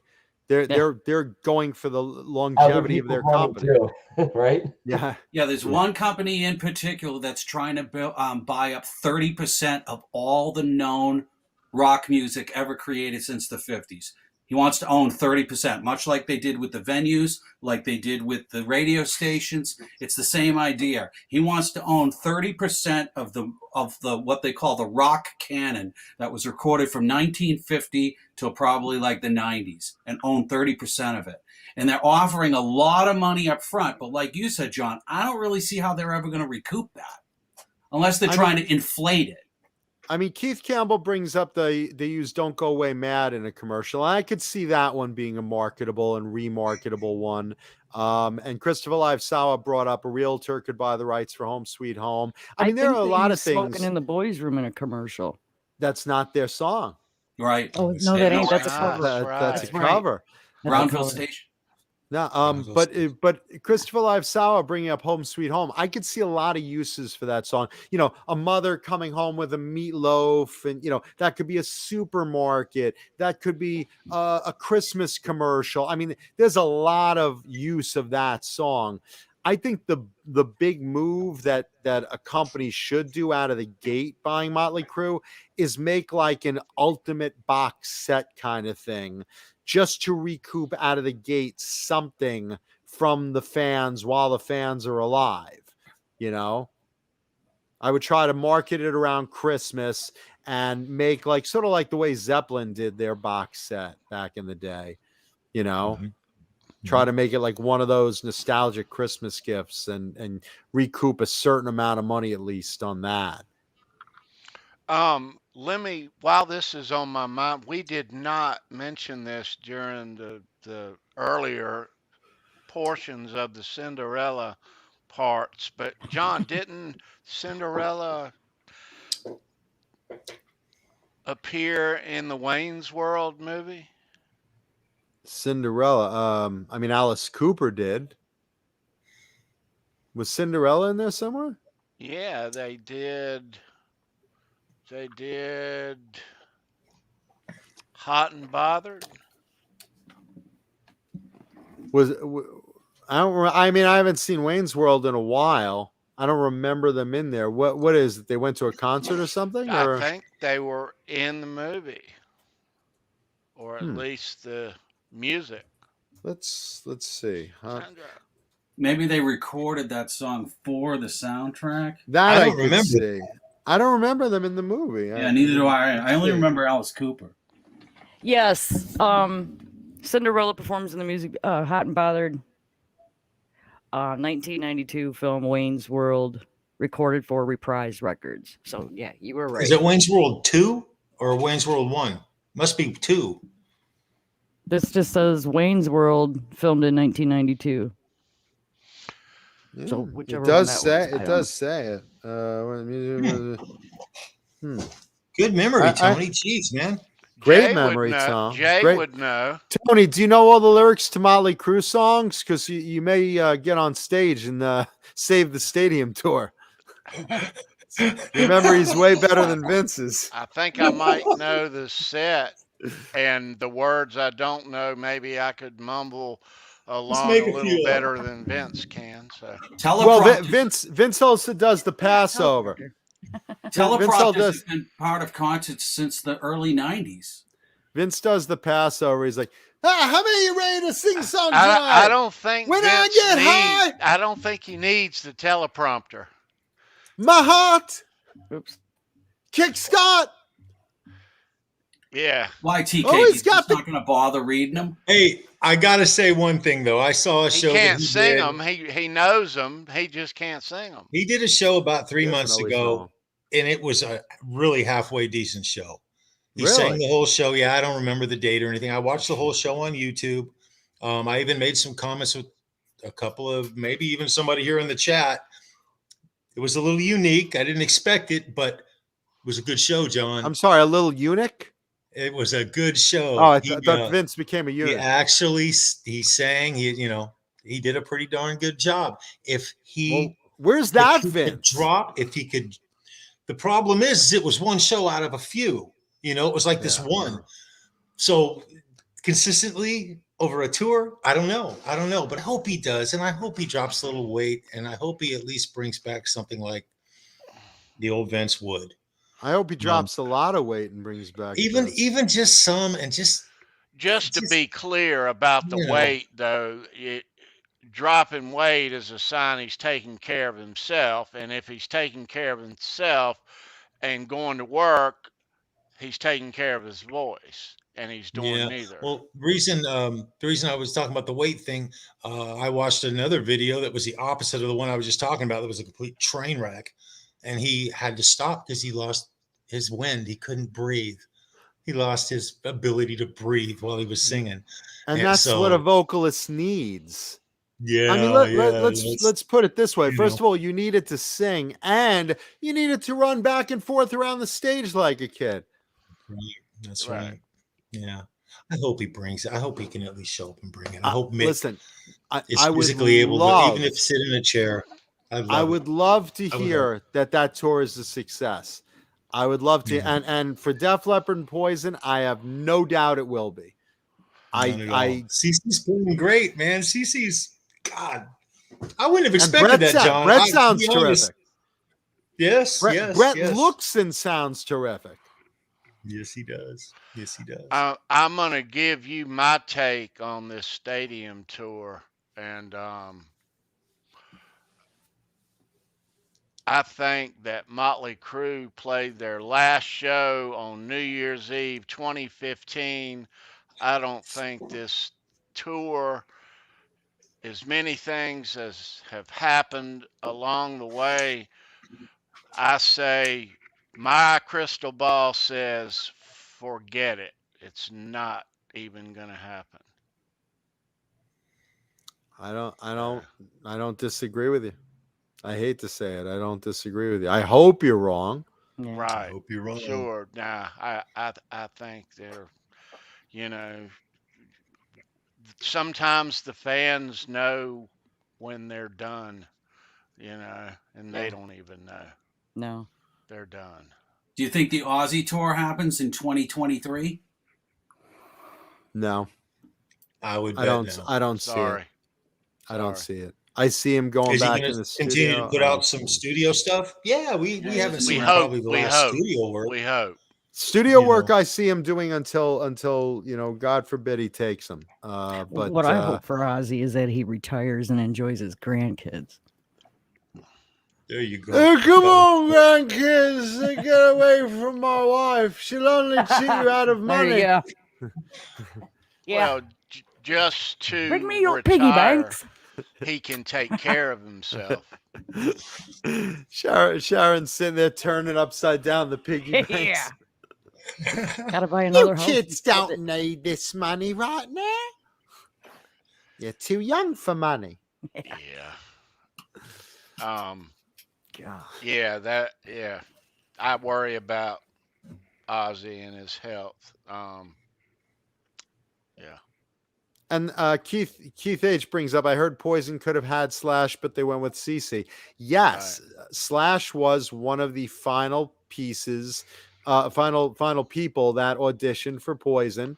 And while they thought he was technically a better guitarist, they thought CC's style and music was a better fit for what their band was about. And they were right.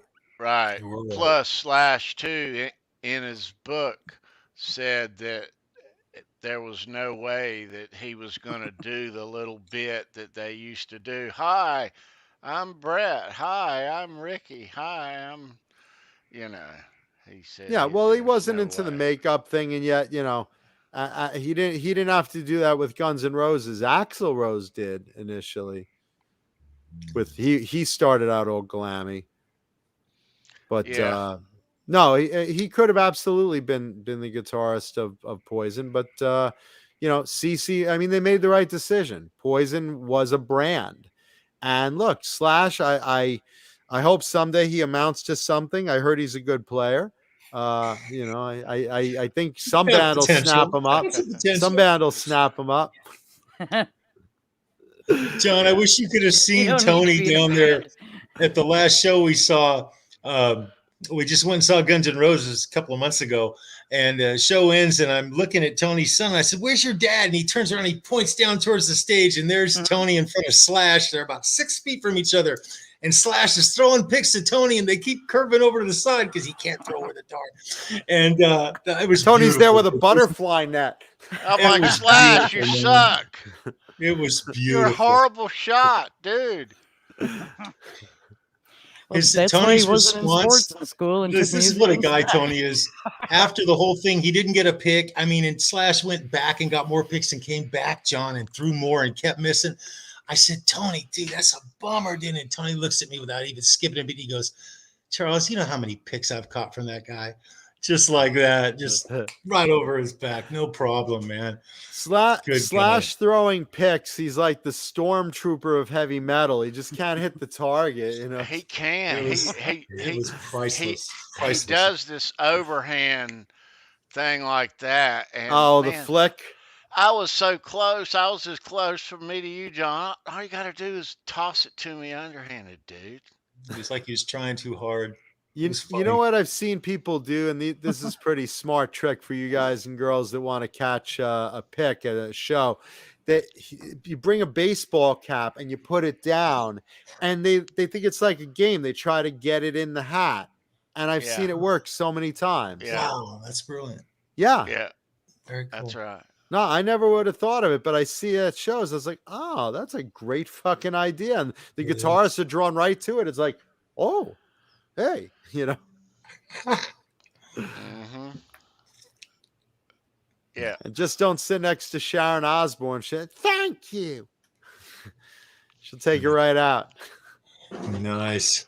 So John, our who's making this stuff up? A new rule. Our trivia winner tonight was none other than Charles Green's daughter. For real? Yeah, my daughter Taylor. Oh, the fix is in. The fix is in. She knows her 80s hair metal. She does. What was the question? What was the question? Let me grab it. Let's see if I know it. What was Cinderella's charting, their biggest charting U.S. single? Yeah, first charting, I believe is the question. The first charting single, maybe. Highest charting. That's what it was. Highest charting. I'm going to go with Don't Know What You Got Till It's Gone. Yep. There Nice. you go. There Yes. You go. Yes. Nice. I almost want to pick. If only I was Charles's daughter. No, but this week they didn't win a pick. No, they got something. What do you guys give away? So what? Let me. What they got first of all? Not that. That goes to what she won was Sandra. Ooh, a Rat backstage pass. Yeah. Whoops. For the Dancing Undercover tour. It's a peel-off kind, but I put it in this nice laminate sleeve, and you get a little That's a cool one, man. Plus one of my Fruitcake Tony picks. Priceless. Plus, there's more? There's more. How do these guys stay in business? This is week 2 of our we got a guy. holiday backstage bash giveaway on New Year's. And Taylor scored this for New Year's to join us backstage in the green room after Show Me Your Pick on January 1st, 2020. So wait a second. So that's a backstage pass. So you could go in the green room of this show on New Year's Eve, which is obviously a big show. On New Year's Day. New Year's Day. New Year's Day. So essentially, you gave her a pass to hang out with her dad. That's to hang out with her dad. She's like, wait a minute, I do this all the time. What sort of prizes you give? Oops. I know him. You get to go to your house, hang out with your parents, and eat dinner with them. Awesome. That's it. That's it. I didn't even You'll think also of get that. an autographed Bye. T-shirt from your dad. Huh? But ultimately, knowing us, she will serve as our chaperone. Keep you in line. He's a responsible Yeah. one. We're gonna Keep you in corrupt line. her.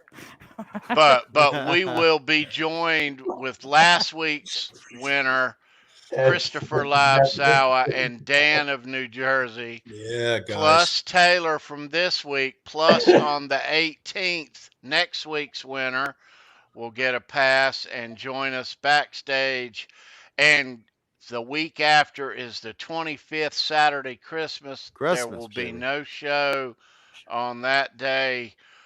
We will all wish you a very Merry Christmas. But the following week is January the 1st, Saturday, and we are throwing a party.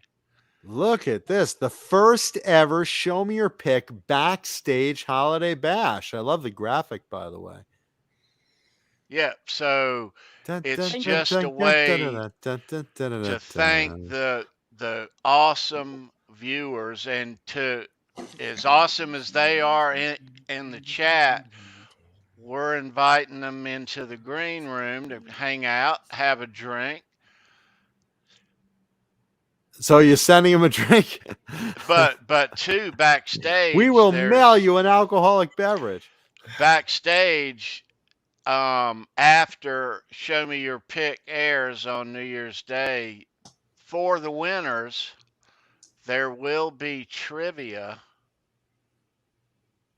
for a grand prize. Ooh. A grand prize. First of all, before you even announce the grand prize, let me just tell you, for you guys that always wonder what it's like when we talk after shows and, in our little green room chats, it's a lot of fun. So you're in for a real treat just to hang out with the gang here. I've done it. You're in for a real treat. Hey guys, you want me to call my mom? Yeah, right. So there's going to be party favors. Our winners will receive Fruitcake Tony and Halenville Live merch. Nice. And there'll be trivia backstage for our winners, and it'll be on the personal side. It won't be your everyday rock and roll trivia that we normally ask you. These will be hand-picked. Yep. And questions about us and or the show. And whoever wins that. Hang on. Let me get you in the. So they're going to ask questions about you guys. They're going to ask questions specifically about your personal lives and things like that. We're going to ask them questions about the shows and about us. So they got to watch some shows and brush up a little bit and, know your hosts. Right. Because this may lead to a very valuable prize that I believe you're about to reveal. That's right. That's right. So we're going to have a lot of fun. We'll probably do this a couple of more times this coming year, maybe in the spring, and we'll announce it and gather up a few of our weekly winners and have another party. It's just our way of saying thanks to bring you in to our fun after these shows, and they are fun. They are fun. So is the after show. Yeah. And we want to get to know you guys as well. So it ultimately just brings us all just a little closer, and no better way than to have a party around the holidays. So, hey, but for those lucky winners, the grand prize, you are gonna get this. Look at that. That is so badass. So Is that an original Final Tour poster? Yes, it is. final show poster? Final show. Ooh, that's badass. New Year's Eve Staples Center. That's a very, very cool prize. Not too shabby. Not too shabby. Too shabby. Nope, not That's at all. pretty fucking great, I think. Absolutely killer. Now remember, guys, this was before Vince fucked everything up. So this is this is a poster that knows the lyrics. And this is from the last Motley show ever. Nice. See, it's a New Year's Eve at Staples Center. New Year's Eve at Staples Center. That's a pretty badass prize. You want that one. Yes. And you want to win it on this New Year's party. Hell, I want that one. That's a great one. So there's one more shot at joining us at the party. And those are the people that'll be finalists for that badass poster. Yes. Very, very cool. Yeah. Nice. Can't wait. Holidays are coming. Christopher's already got it ready to go. He is confident. Yes, he is. I think Hey, he will win. he's got a what? One in 5 shot? He's a strong horse. He is. Always. But there's going to be five contestants total, right? 4. 1 in 4 shot. Chris is you better already separate space in your wall for that. So you got a 1 in 4 shot, man. So Christopher thinks he knows us. Christopher Live Sawa knows his shit. He does. Yeah. He's a good viewer. We are going to have. Others aren't. We appreciate him. Yep. We're going to have fun New Year's. Yeah. Yep. And Brendan B. Squared got us in to see DOKKEN live tonight. Nice. How So he's cool at the is show that? and he broadcast from his phone. Yeah. Nice. It was. Yeah. So if you tuned in late like I did, you probably should watch the rerun because that's a pretty cool thing. Oh yeah. Yeah. Thank you, Brendan Buttcheek. Yes, thanks, B. Yeah, Love you, bro. Hope you had a great weekend. Well, yeah, he's at a DOKKEN show. He's having a dynamite weekend. Well, I dropped a boom on a director's head. He's at a DOKKEN show. He's having a great weekend. I'm fucked. He's at a weekend getaway already. too. So yeah. They don't blacklist you for that. Jesus, I was already blacklisted. Yeah. Hold on, let me just look up Sandra's skirt. Oh, sorry. See what he's doing up there. Ricky's like, huh? Wait, what? What's he doing? You see this fist coming? Sandra's got a skirt on. You just see Ricky's fist come from this direction, pop me in the face, or a pole drop on my head. Ricky's up there like Wile E. Coyote looking down on the Roadrunner with an anvil. He's got an anvil. Nice. An Acme anvil. Oh, I love you, Ricky. John, it is good to see you, man. Yeah, always. All you guys. Absolutely. All you guys. Really good to see you. My time isn't what it usually would be, but I'm happy. I drove fast because I told Sandra I was literally on set when I got the message. My phone's on Do Not Disturb, and I took a little break and I looked on Facebook and she says, "Hey, we're going live tonight. Tony's doing the Cinderella show. If you want to come on," I'm like, "Oh, let me see what time I get off. I'm on a set now, yada yada." So I get off and I said, "How long are you going to be on?" She's like, "Maybe an hour." I said, "All right, well, I'll start driving." I'm sitting in traffic. It's like that Ferris Bueller scene. Ow, ow, ow, ow. You know, jumping over. And, yeah, Jon Mankuta. That's it. And at the very last second, yeah, you know, I'm holding the mouse like that, about to run it. I hear, There's John. Yeah. Like a Right cherry being on. popped. There I am. The Cinderella story. No, John, always great to see you, dude. Great, Yeah, great to sit in with you always guys. great to see Always you. nice to see you guys too. Yeah, and glad Much to love, see a Sandra. smile on your face, brother. Darn right. Yeah, it's Right a long time on. coming. You know what it is? Before the two movies came along, I was as low as could fucking be. And you know, with a little bit of you know, mom improving over what she's going through that I'm not going into, that put me on a little bit of a better path. And then the movies coming my way, so now I'm working again.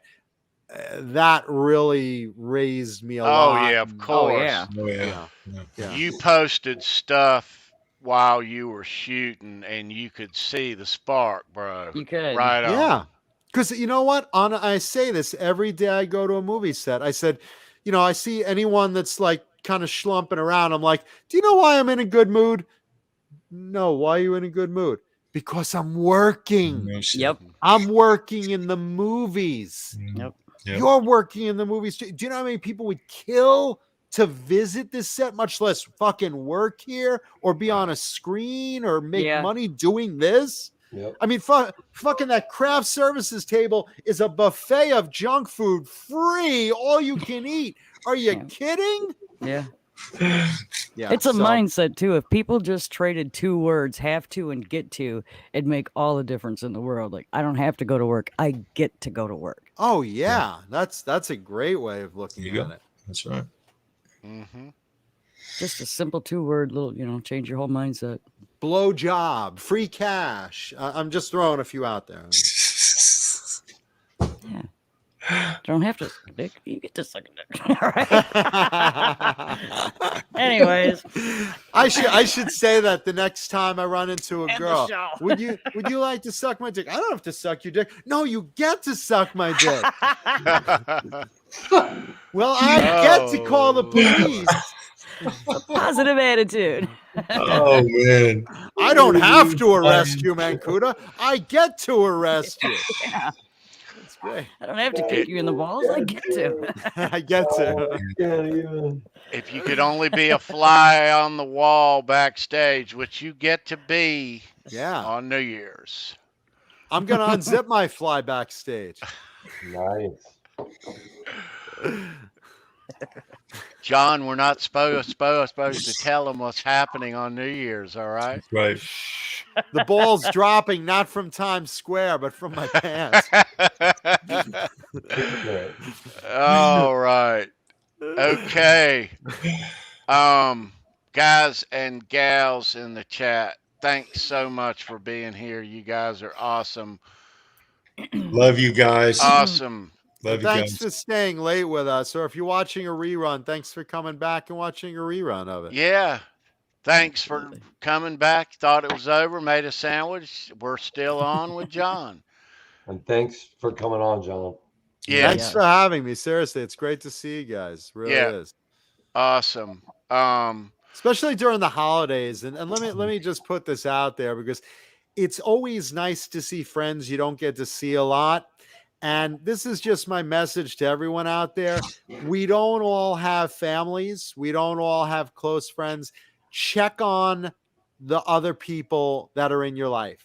Check on the elderly people that don't have their spouses anymore. Check on your friends that you know are a little reclusive. Maybe they're a little more lonely this time of year. Check on them. Call them. Just acknowledge them, especially this time of the holidays, because depression is real. So, you know, just check on everyone and, you know, spread a little cheer. Be nice to everyone. And, you know, that's right. Well said. Well said. Yes. So, on behalf of Sandra, Analog Kid Tommy, Charles, Brendan B. Squared, and special guest Jon Mankuta. John, special like the Olympics. You rock, bro. The audience rocks, and you guys rock. And we will be right back here next Saturday, December the 18th, for another episode of Show Me Your Pick. One more chance for somebody to join the party. You don't have to on watch. New You Year's. get to watch. Yeah, right. Exactly. It's like, think of it like chasing Wonka's golden ticket. There's only a few golden tickets out there into the chocolate factory that Tony runs. That's it. That'd be funny if there's little Oompa Loompas running around. You're like, this is what goes on at Tony's house? Yeah, it's a kinky place. Yeah. Don't give him any ideas. Yeah. So, kids, thanks for watching. Leave a thumbs up. Subscribe if you're not already. And thank you so much for doing that. Share this video on your social media sites. Tell a friend. We got a good show planned for you next Saturday. Happy holidays. Be safe. Oompa Loompa, show me your pick. Hey man, coulda put away your dick. Oompa Loompa, Sandra Corny. Nobody ever gets me so horny. What would you? All right, that's enough. Thank you everyone for watching. All right. Merry Christmas. Rock on, guys. All Happy right. holidays. Get that extra slot. You want to win this. Yes. See you next week. Merry Good night, Christmas. everybody. Do some shopping.